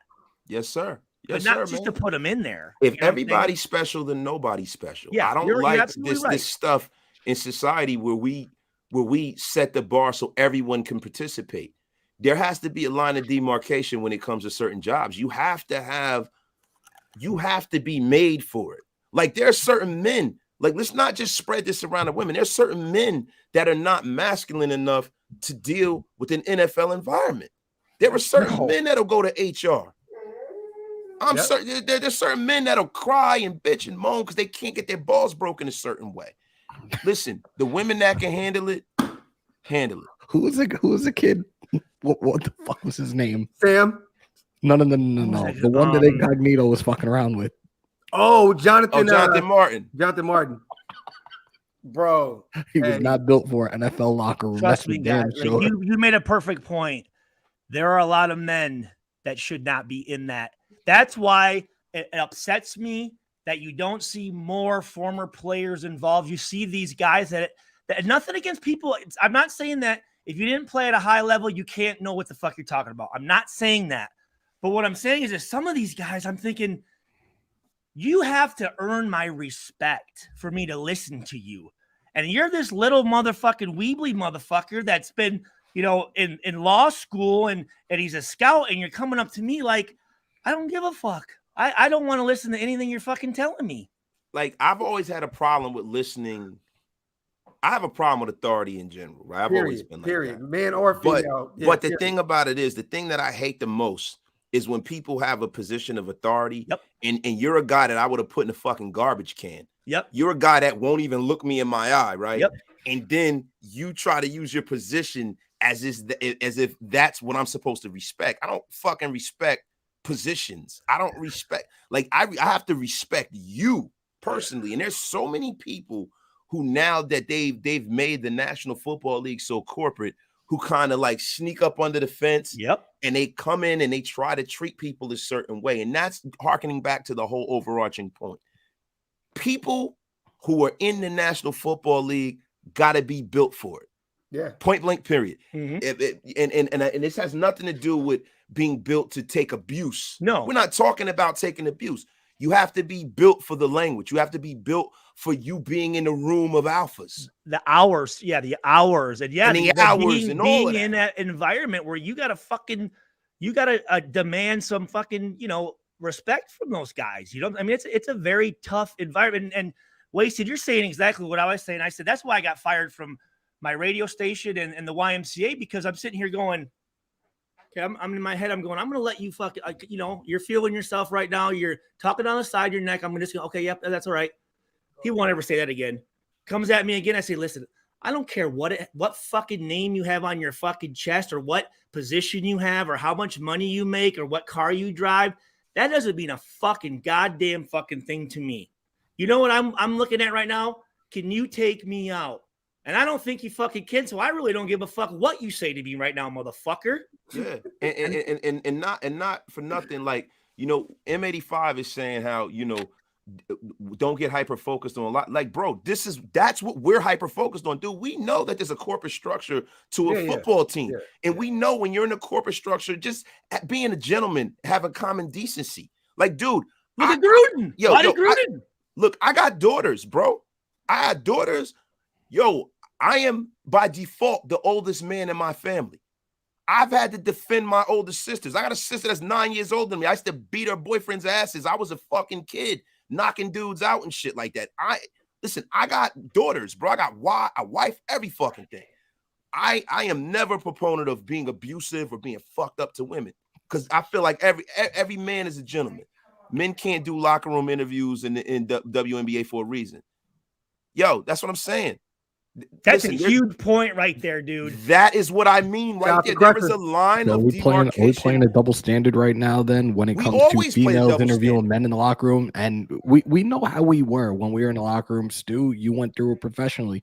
In the middle of your locker room with your teammates, butt-ass naked. Females are going to come in and ask you questions, and that's okay. Bro. But it's a double standard when it's a male journalist that's asking the female questions in a locker room. Bro, see, this is pissing me off. Who the fuck is saying all job positions go through a locker room? We're talking about a locker room. We're talking to a former National Football League player about football. We're not talking about anything else. Structure. We're not talking about anything else, M85. We're just talking about the locker room. And I want to say this, guys. I want to say this, and I want to make this very clear. And I go off of what I see, the evidence. Remember when those girls wanted to go and play like at Colorado and they wanted to be kickers and stuff? Yeah. Always ended bad. Always ended bad. Every woman reporter that would come in that locker room was fucking at least 2 or 3 of the guys. Every single one of them. I'm just saying that I don't think that was their intentions. But again, you get in there and you're dealing with some fucking gladiators in there. Yeah. And you're putting them in an environment, and it just happens, man. And let's not act like women aren't like men, and they see what they like, and they gonna move on that, right? Because if men were going in those locker rooms, they'd be trying to fuck them girls. I'm not stupid. They'd be doing the same thing. Still, it's like if a woman walked in the locker room and seen Jerry Rice naked, she's gonna want to fuck, right? Oh, Jesus Christ! I mean, fuck. She'd have to make sure she didn't trip over his dick first. Oh my God. Oh shit. But you know what I'm saying? That always seems, and it always seems to be the case where when they get around there and they're like, it's not about, but they're all having relationships. They are, and I'm not just saying it because I know for a fact. And it's like, well, and I noticed too that bosses use that position a lot of the times to impress women, because otherwise a woman wouldn't even look at your ugly fucking lip dick, small dick, fucking pimply ass ever. But you're the boss. I'm gonna be honest. I think if Mark Davis cared about ass that much, he would get his hair cut. That's why I don't believe any of this shit. Like genuinely, let's just be real, bro. If Mark really wanted to go, if you went got a clean taper, bro. Fuck it. I'm gonna grow my shit out and get the Mark Davis. Mark Davis probably would look weird if he got a taper, bro. If he had I'm just saying clean taper in the back. Then it's like, okay, he really out here trying to get some ass. Like Mark looks like he's running away from the ass. Hey, you think he wears Levi's? Are those white Levi's he's wearing? Yes, I guarantee it. They might be Lee's. Lee's? They might be Lee's with the big patch from the 80s, kid. The Buddy Lee dungarees. Buddy Lee. He looked like Buddy Lee. You can't bust him. Hey, I don't know, though. Bro, you are not lying wasted. That's San Francisco Stadium is Levi Stadium, though. I don't know. He might have to switch for a little while, man. Yeah, he might. So he might have to get Lee's on. Because Levi Stadium, he can't fuck with the Niners like that, bro. Boy, got some dungarees on. We're having a fun conversation, you guys. Listen to me. Everybody may have different outlooks on life, but this is what me and Waster were talking about the other day, right? We want to do at some point a podcast where we can do open dialogue about everything, not just how our Raider players are performing or not performing. That gets old, guys. That gets fucking old. like it's only so much that we can do. We want to be able to speak about life and talk about, like these kind of situations, because Mark may be painted into a corner right now with what's going on, and he may not even have done anything wrong, or he said he did everything that he said he did. And we have to look at different things for what it is. And here's why I respect you guys too, because some of the issues that we talk about, right, early on when I would come on, I don't want to talk about, and I'm sitting here going, well, listen, here's the deal. These are issues that are happening. If whatever we're talking about, there are issues in America, and if everyone decides just to turn their head and say, I don't want to talk about it, nothing's ever going to fucking change. Yeah. Right? Like, if there's some issues and you think that something could be going, how do you change a kid's behavior? Wasted. How do you change a kid's behavior? I mean, what I do is I set expectations, and what you do is you got to do it through repetition. You got to set expectations, and you got to set boundaries for children. And you even went deeper than what I was going to say. It's just, you just need to address it. You need to let them know that, hey, that's not the behavior we're going to do, and that doesn't work here. But if you don't what's that kid gonna do? He's gonna continue to run him up to do it. Hey, what do you guys think about doing this at some point, right? I think this would be dope. And I know a lot of people would definitely agree to watching, like, what they would love doing, like a Raider Revolution show, Raider Revolution, where we talk about everything, society. I'll love that. I'll talk about some crazy shit. I mean, that's pretty much what we're doing. I'm all in for that. A forcible overthrow of government or social order in favor of a new system, right? So that an instance of revolving. Like, at some point, we all have to revolve. Like we all have to evolve. You know what I mean? We have to grow. We can't continue to just do the same shit over and over. Are you guys all familiar with Bill Burr? Yeah, I love Bill Burr. He had a skit one time when he was talking about, like, women wanting to be paid. There at the time when women weren't making as much or whatever, and then equal rights. He says, well, here's the deal, man. You can't pick and choose. You know what I mean? Like, pay for dinner, you have that. Open up the door, we'll take that. And then he said, listen, here's the deal. The men make 35 cents more an hour because in case they're on a ship, they got to be the ones you get to get on the lifeboats, and we got to be the ones next to the band playing the music as the ship sinks. And that's why we make it 35 cents extra. Or if somebody comes in the house to go, you hear that noise downstairs, you're like, oh, yes, he does have a knife, honey. Like, yeah. Yep. So I would say that he's like, that's why we get paid the 35 cents an hour. In the case that someone comes in with a gun, we got to put our bodies in front of you guys. Right. So, and the crazy thing, real men, I'm willing to do that for the women that I love in my life. I've done that. I've done that shit for women that I don't even fucking know. I prefer that. Like I prefer it. Yeah, I'm always amazed at how so many guys are comfortable with the women providing, like, financial and buying them stuff. There's no way, man. I couldn't do it, bro. I'm gonna touch on this real quick. She ain't here at the moment. Pause. But I'm not one of those guys, and for some reason, it bothers her. Like, and wait, what do you mean? You're not what type of guy? I'm not like, I'm the type of person that feels like, as a man, like, we should be the ones providing for our women, right? Yeah, absolutely. Like, I will never, if I'm in a hole, no matter what it is, I won't ask her, and she gets mad at me for that. And I'm like, because that's just me. I can't. And even with you guys, like, you saw it firsthand. I don't give a shit. I'm the type of person, for me, money is nothing but a fucking object. You're right. Like, even if I don't have it, and this goes to my brothers, this goes to my wife, even if I don't have it, I'll make sure that you have it before I do. And I don't give a fuck. Look, bro, it's men. This goes back to the caveman days, bro. Like, they went out and got it. You know what I mean? Like, they're gonna go out and get it. Like, this is just what it is. Like, don't get me wrong. When I was younger, I'm from Northern California. Like, I'm gonna be real. Like, we were real ignorant. There was those days when we're chasing music and this is all we're trying to do. And females buy this shit. And you know what I mean? They did this and we live with them. I'm gonna be honest. I was at one point, we're immature at some point, right? As a man, as an adult, I couldn't even imagine being like that again. Like, going back, like going back to that. Go ahead, my brother. Go ahead. Talk this shit. Yo, I just want to say one thing. You said being ignorant in the past tense. Motherfucker, we still ignorant. we ignorant as fuck, bro. I don't know what you're talking about. But I just mean, you know what I mean, in a sense of, because I grew up in a house with nothing but women. My grandmother, my aunt, my cousin. That's it. So I knew better. But also, I had nothing. And I did what I had to do in order to survive. At least I thought that. And that was more of your, like, that was a different deal where, hey, man, like, I'm outsmarting this and taking advantage of this woman. Not really like she's taking care of me. It's more of like I'm kind of a better fucking I don't know what it would be, but I'm working my girl better than what you guys are doing. You know what I'm saying? It wasn't like all I'm bringing to the table is dick and dynamite. You hear me? That's it. You hear me? Don't get it twisted. Women, here's the deal: if you want to have a good relationship, I was talking about this earlier with somebody. One. I think a man needs to provide for a woman, safety for a woman, be a good father, show attention to them, but you better know how to fuck. Don't get it twisted, guys. Show your woman affection, because if you do not, somebody else will. Some other motherfucker will.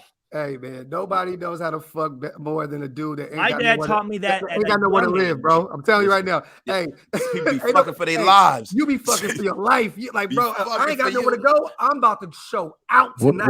What did bro. Dave Chappelle say when it came to women? What was her jobs?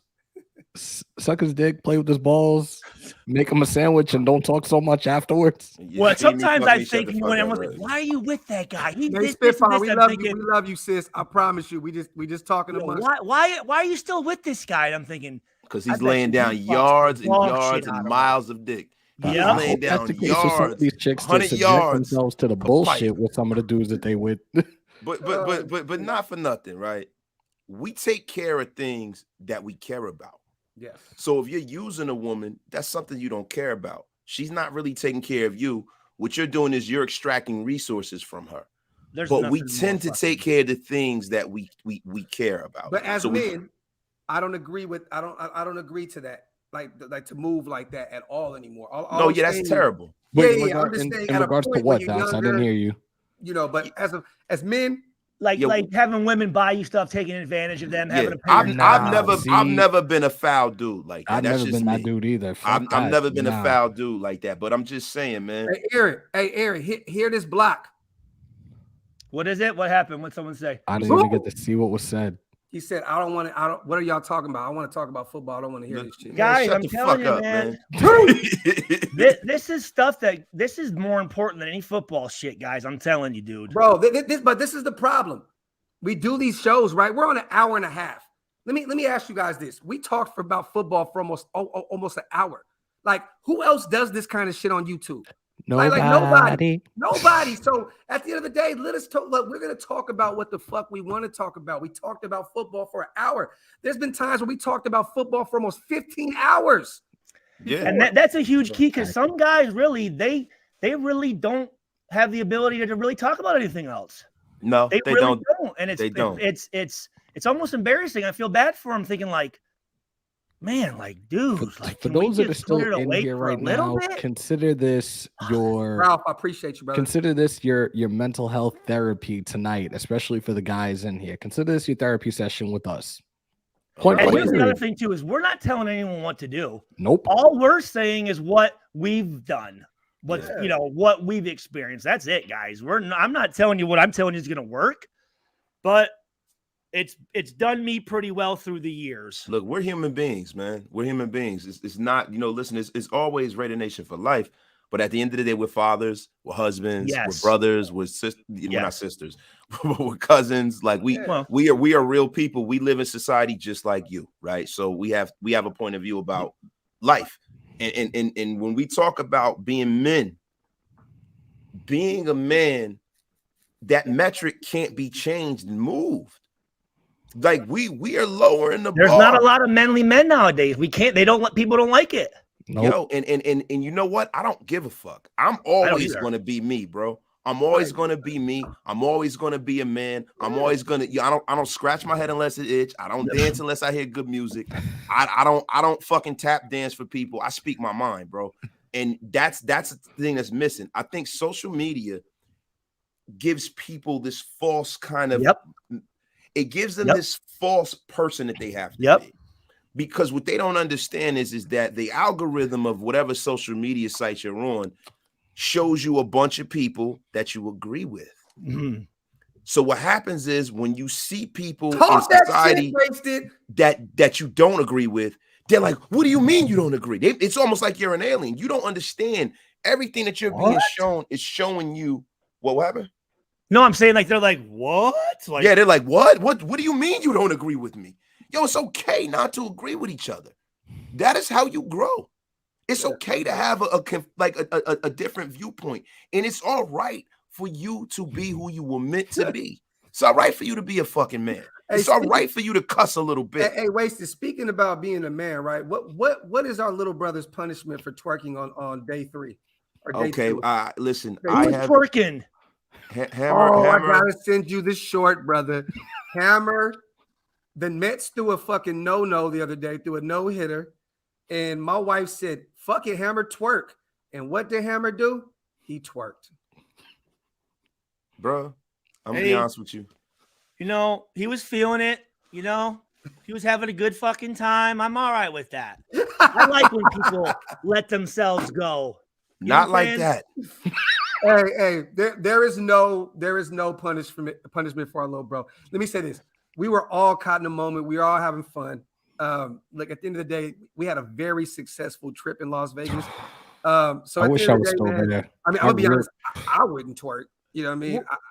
Hey, wasted. When did Docs take that video of you or whatever you sleeping? Where the fuck was that at? Night one. Yo, it was like 4:30 in the morning at Denny's, right? All of us are fucking sleepy. This motherfucker 10 minutes later was asleep. You know what I'm saying? I've been there before. Yeah, yo, that shit had me looking crazy. Had me looking like I had a gun. You know what I like though about that wasted? You left it all out there. There was no more partying for you to have, buddy. You know what? And I don't give a good goddamn. I respect that. You know one thing I love about Stu though, right? Because Stu will be up all fucking night. When you get around Stu, when you pass out, you're passed out. You know what? I can't lie. I don't know. No, you were beating on my fucking door at 5 a.m. in LA. Well, that's because I had fucking Ruckus needing his fucking book bag and gun. Oh shit! You had his book bag in there, and that's why he his keys for his car. He had to go to work. That's why I was pounding. Otherwise, yeah, I don't. Oh my god! Here's the thing with me, guys. I don't like the fucking. I don't like the fraternity. It was legal. Fraternity prank allegedly. Shit. You know what I'm saying? Like I don't like to be fucked with, so I don't fuck with people. I don't. Yeah, if you're passed out, I'm not gonna. We're gonna take you, and we're gonna, put it right over here. We're not gonna make a scene out of it. Later, Johnson, if I got to meet Charles Woodson, I did not twerk in front of Charles Woodson. Charles Woodson, I approached him. Hammer, you were so lucky I wasn't down there, bro. I approached Charles Woodson. I said, "What up?" He saw the belt. He's like, "Yo, I thought I did see something on Twitter though. I think he made a comment on Twitter about something of the twerk category. Dude, I told you. Did I tell you that I told C Wood? You said what's up? No.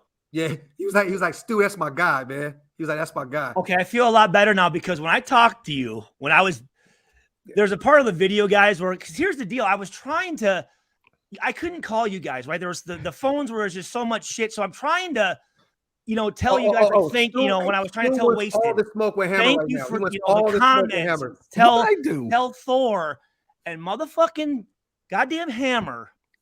For 30 minutes, we're sitting there going, and putting him up there, and he literally will like skip right over he'd read the one before and the one after. I'm going, all I want you to do is tell Thor I said hi and tell Wasted that and he wouldn't do it. So then I started getting pissed off of all the antics of the fucking draft with on stage and fucking, there's always someone coming up there and they're fucking, I'm like, can we just, is it not enough entertainment just to let the guy have his moment?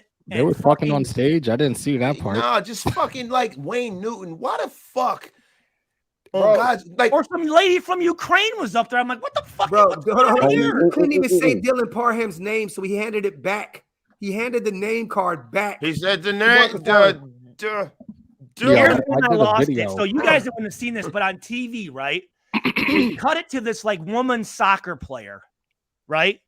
And she goes over, and a guy, meantime, that they're not even gets his name called and fucking has his thing up on stage. They go, yeah, so-and-so got drafted. I'm like, that guy just missed out on a really cool fucking experience because some fucking girl doesn't shut the fuck up.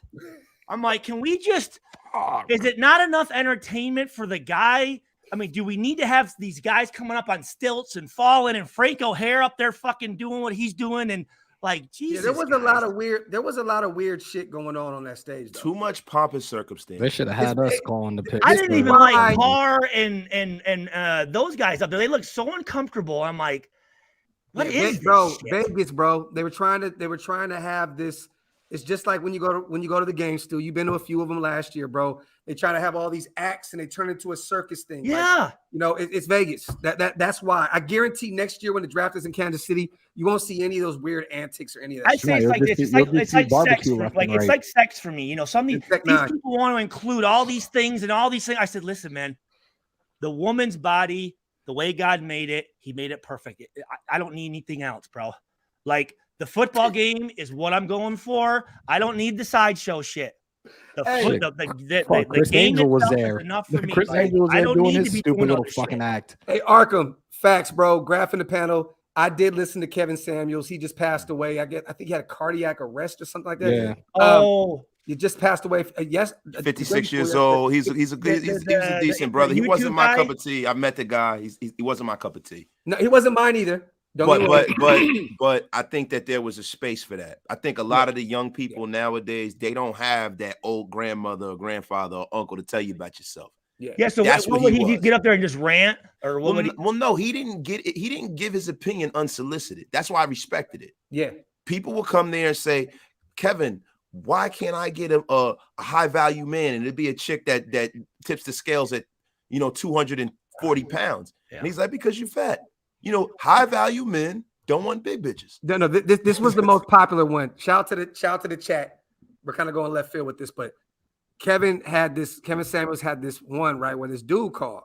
And he was like, man, why can't I find a woman, man?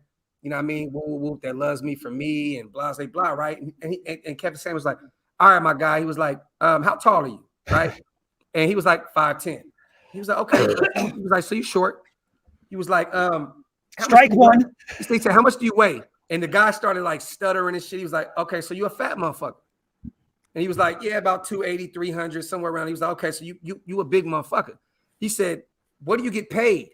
And the dude was like, $400 every 2 weeks. So he said, okay, so pretty much you make $800 a month. So he was like, so all these, right? What are you telling me right now? There's nothing good coming from what the fuck you bring in, right? He said the main thing, he said, do you have a big dick? Right?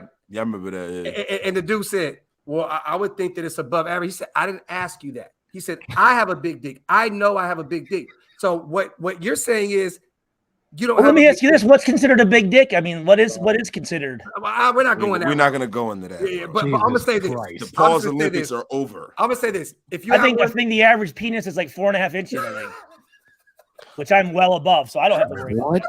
All I'm gonna say is this: Kevin's basically said, you know when you have one, so you don't have one. So now you make $800 a month. You don't have a big dick. You're 5'10" and you're fat as fuck. That's why you don't have a girl.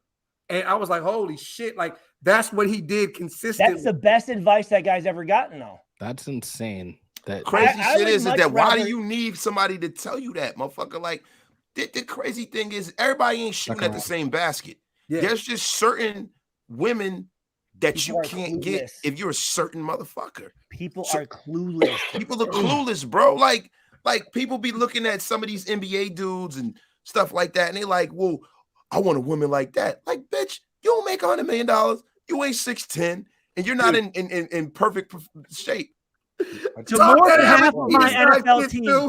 half of my NFL team, I would go up to him and say, I'm going to tell you this right now. You are lucky you play football because you are an ugly, sloppy, smelly, no fucking entertaining motherfucker, and you got a very beautiful wife. You better be thinking football for the fucking making sure, because women, they can look past some looks if the motherfucker can provide a nice family for women. Are resource extractors, bro.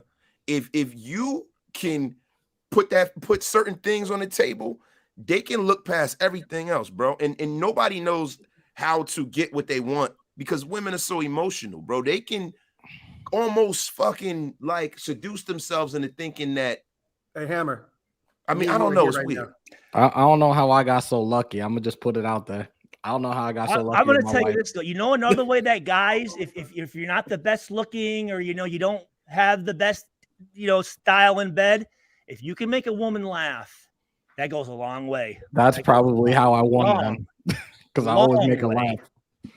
But hey, if you can make her come too, shit sometimes too. You can make her come too. That's a great. That's talk that average penis size shit, Stu. Well, I'm not saying mine is. I mean, I would think that mine's above average. I mean, all right, man. Look. Pause. Look, man.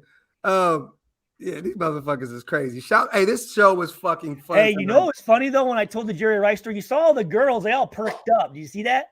Huh? All the women perked up when I talked about Jerry Rice. all the wives were like, Stop it. Stop it, Stu. What is going on here, man? Shit, it's a part of life, brother. It's a part of life, man. Y'all And those guys are out there. Them big dick motherfuckers are out there. And if you're not taking care of your girl right, don't let them run into one of them. Yo, highlight Leon. Highlight Leon's comment right now. Hold on, real quick. Those guys are out there. Where's my brother Leon at? Hold on.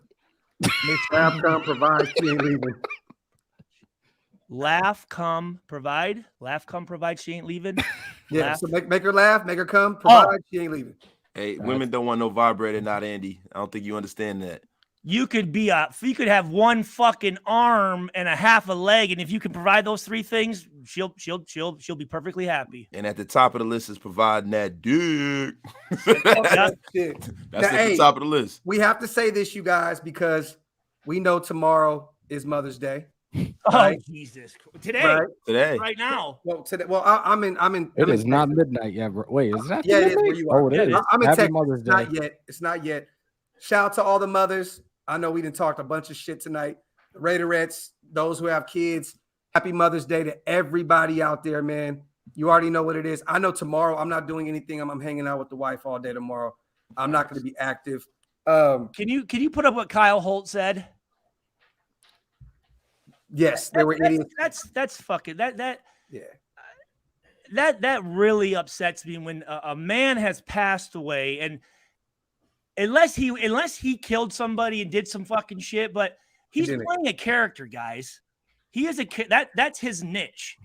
That is a character. And to be honest with you, we're all playing characters. We are. And that's what makes us entertaining. And to celebrate someone dying, I mean, that's fucking wrong, man. I mean, that shows that you are a fucking petty motherfucker. Yeah, because you can't come back from that. You know what I mean? No. Like it's something.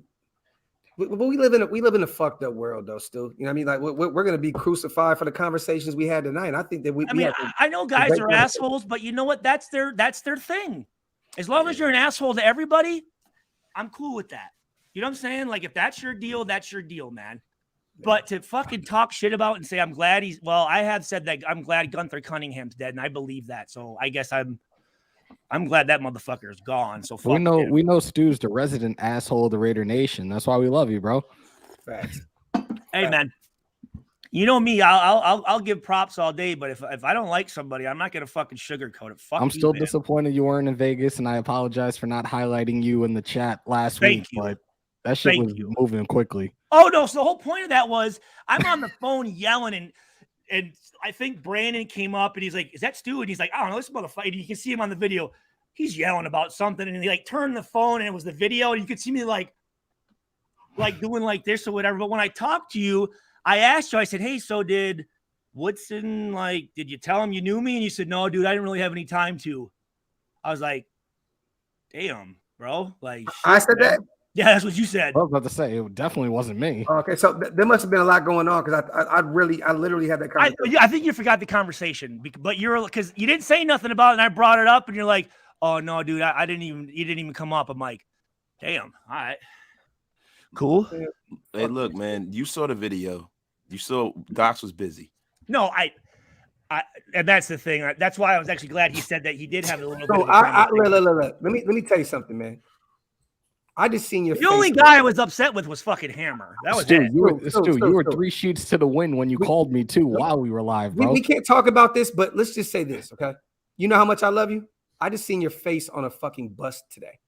That was pretty dope. So shut the fuck up and never question anything that I have going on ever in life, okay?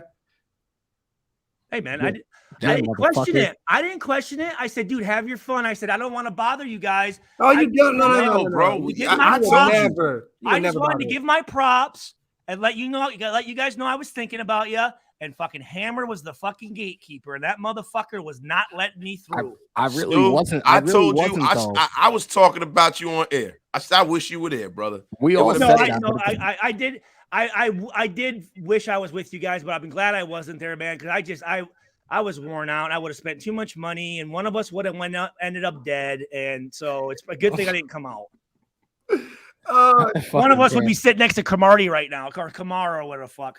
Oh fuck! Yo, hey, Kamara. Hey, he going through some shit right now. Hey, Lizette, all love, family, all love. They were on full. Yeah, we were full of that Wilson whiskey for sure. For sure. They did follow me though. They started following me today. Good.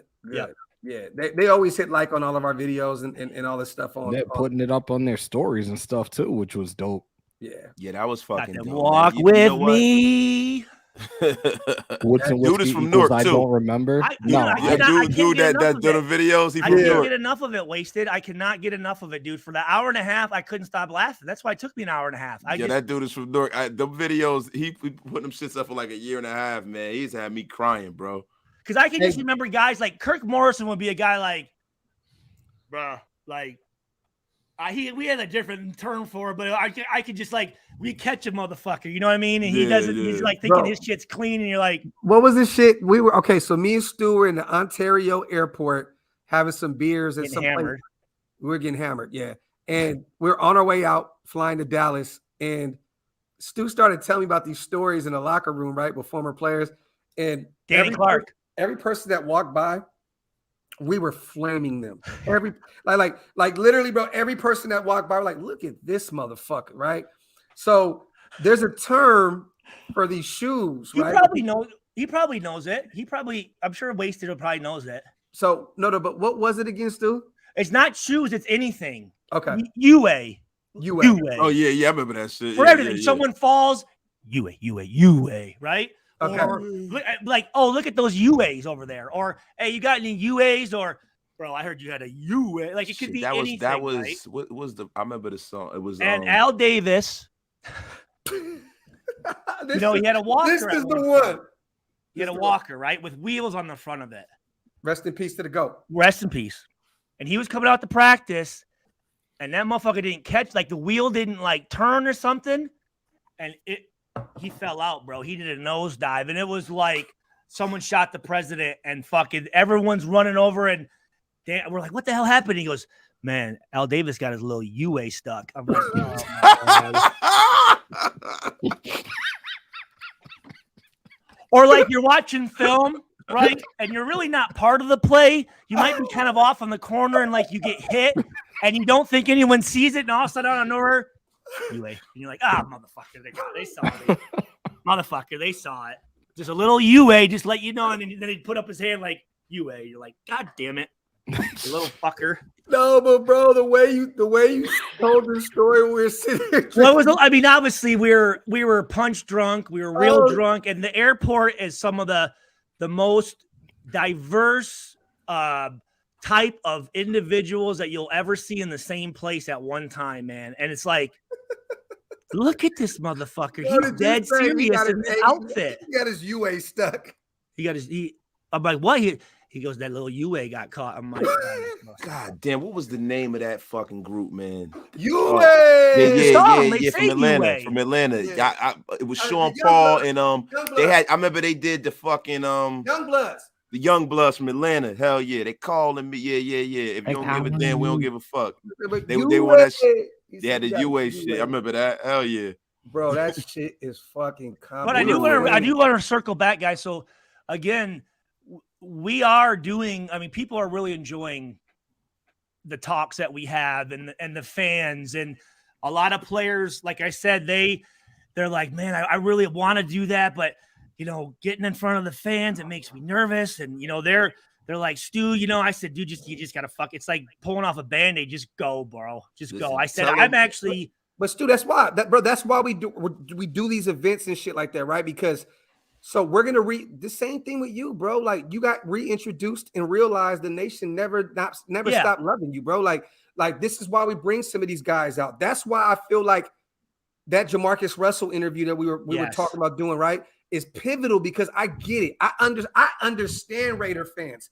I do. I get it. But he's also a human being that has his own story. And I feel like as a man, you want to sit there and listen to him. Yeah. These other guys, bringing Justin Fargas back and bringing him to the event and reintroducing him, that's going to revitalize this man's life. It's going to make him feel like, damn, bro, all this time I thought everybody forgot about me, didn't give a fuck. Like, it's not that. Like, we fuck with Young Hug, man. Bro, Young Hug is bro, like that was a GOAT growing up. But that shit right there, like it's like it's a whole new, like it's like jumping in. Think about this. Think about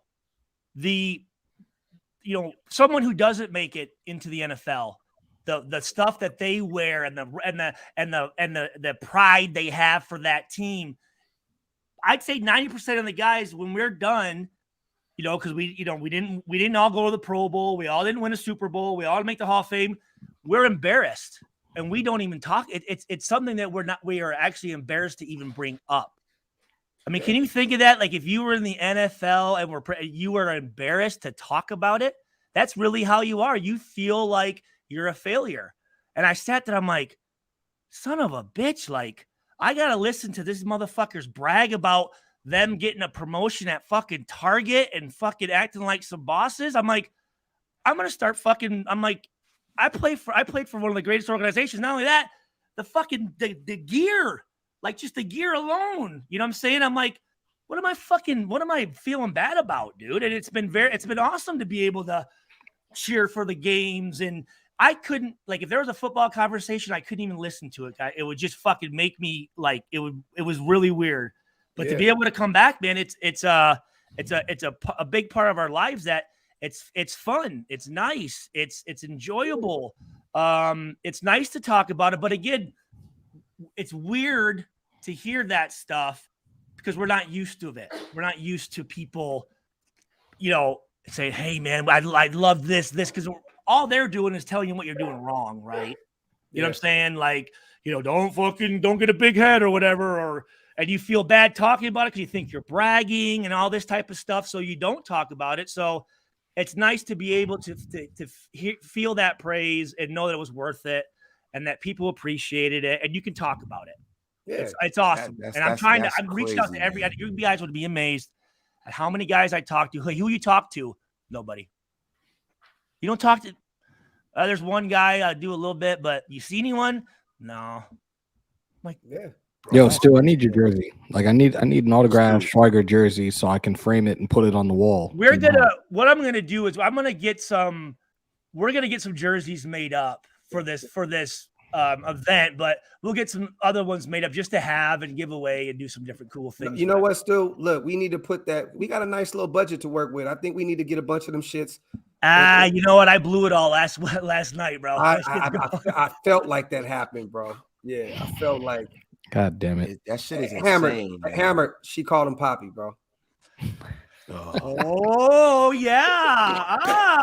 Ixnay on the hammer out, A. Yo, not the deal that she called. Stu is a national treasure. This is facts. I heard some things. I heard there was some. Hey, easy, Stu. Easy. Hey. Don't worry about me. I know how to. Believe me, I'm a professional. That's you know how to fucking talk in code and shit, man.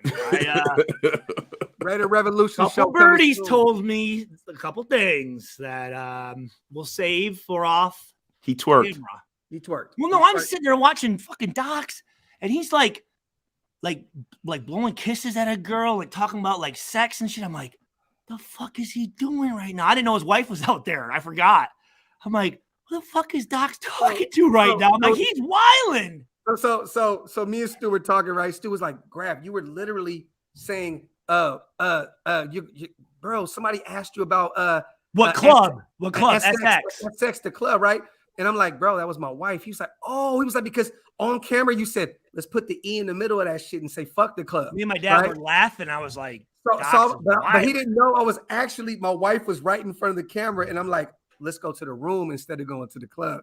So he was like, bro, you were tripping. You were literally on the camera. I said, bro, my wife was right. I was talking to my wife. Yeah, I didn't know that. I was like, hey man, I ain't gonna say nothing, but hammer Mike. That shit was hilarious. He's fucking stupid. Hey man, 2 hours in, I had a fucking ball tonight, you guys. I wasn't planning on doing nothing. I love y'all, man. This was fun to me. We talked a little bit about the rumors with, they're gonna shout the Titan in the building. I just want to say this. I went on forgive me. I went on a podcast today of some good ass dudes. Let me give them a quick little shout out. It was Forgive me, guys. God damn it. Bo and Reef. Bo and Reef. Why does that sound familiar? Cali guys. One lives in Vegas. Reef lives in Vegas. The other one lives in Long Beach. Oh, hey, real quick. Shout out to Hondo, too, man. We got a shout out on his show yesterday.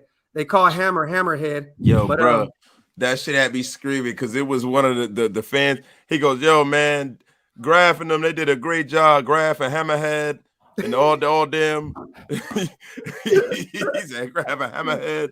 Shout out to Hondo on his show. That shit was hilarious. He said, yeah, Graphic Raider, man, Hammerhead and all them boys.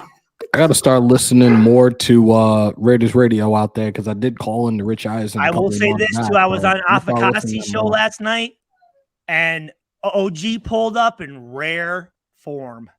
Word? OG, me and him were getting into it, dude. It was fucking. He was on his soapbox, bro. It was hilarious. Is this on AR's channel? What? That's on AR's channel. Yeah. It's good. It's good. And then he ended he's like, I gotta go, guys, but. Let me tell you about why I said I took a piss like Tom, Tom, Jesus Christ. Who's the guy? Tom Hanks. And we're like, okay, go for it.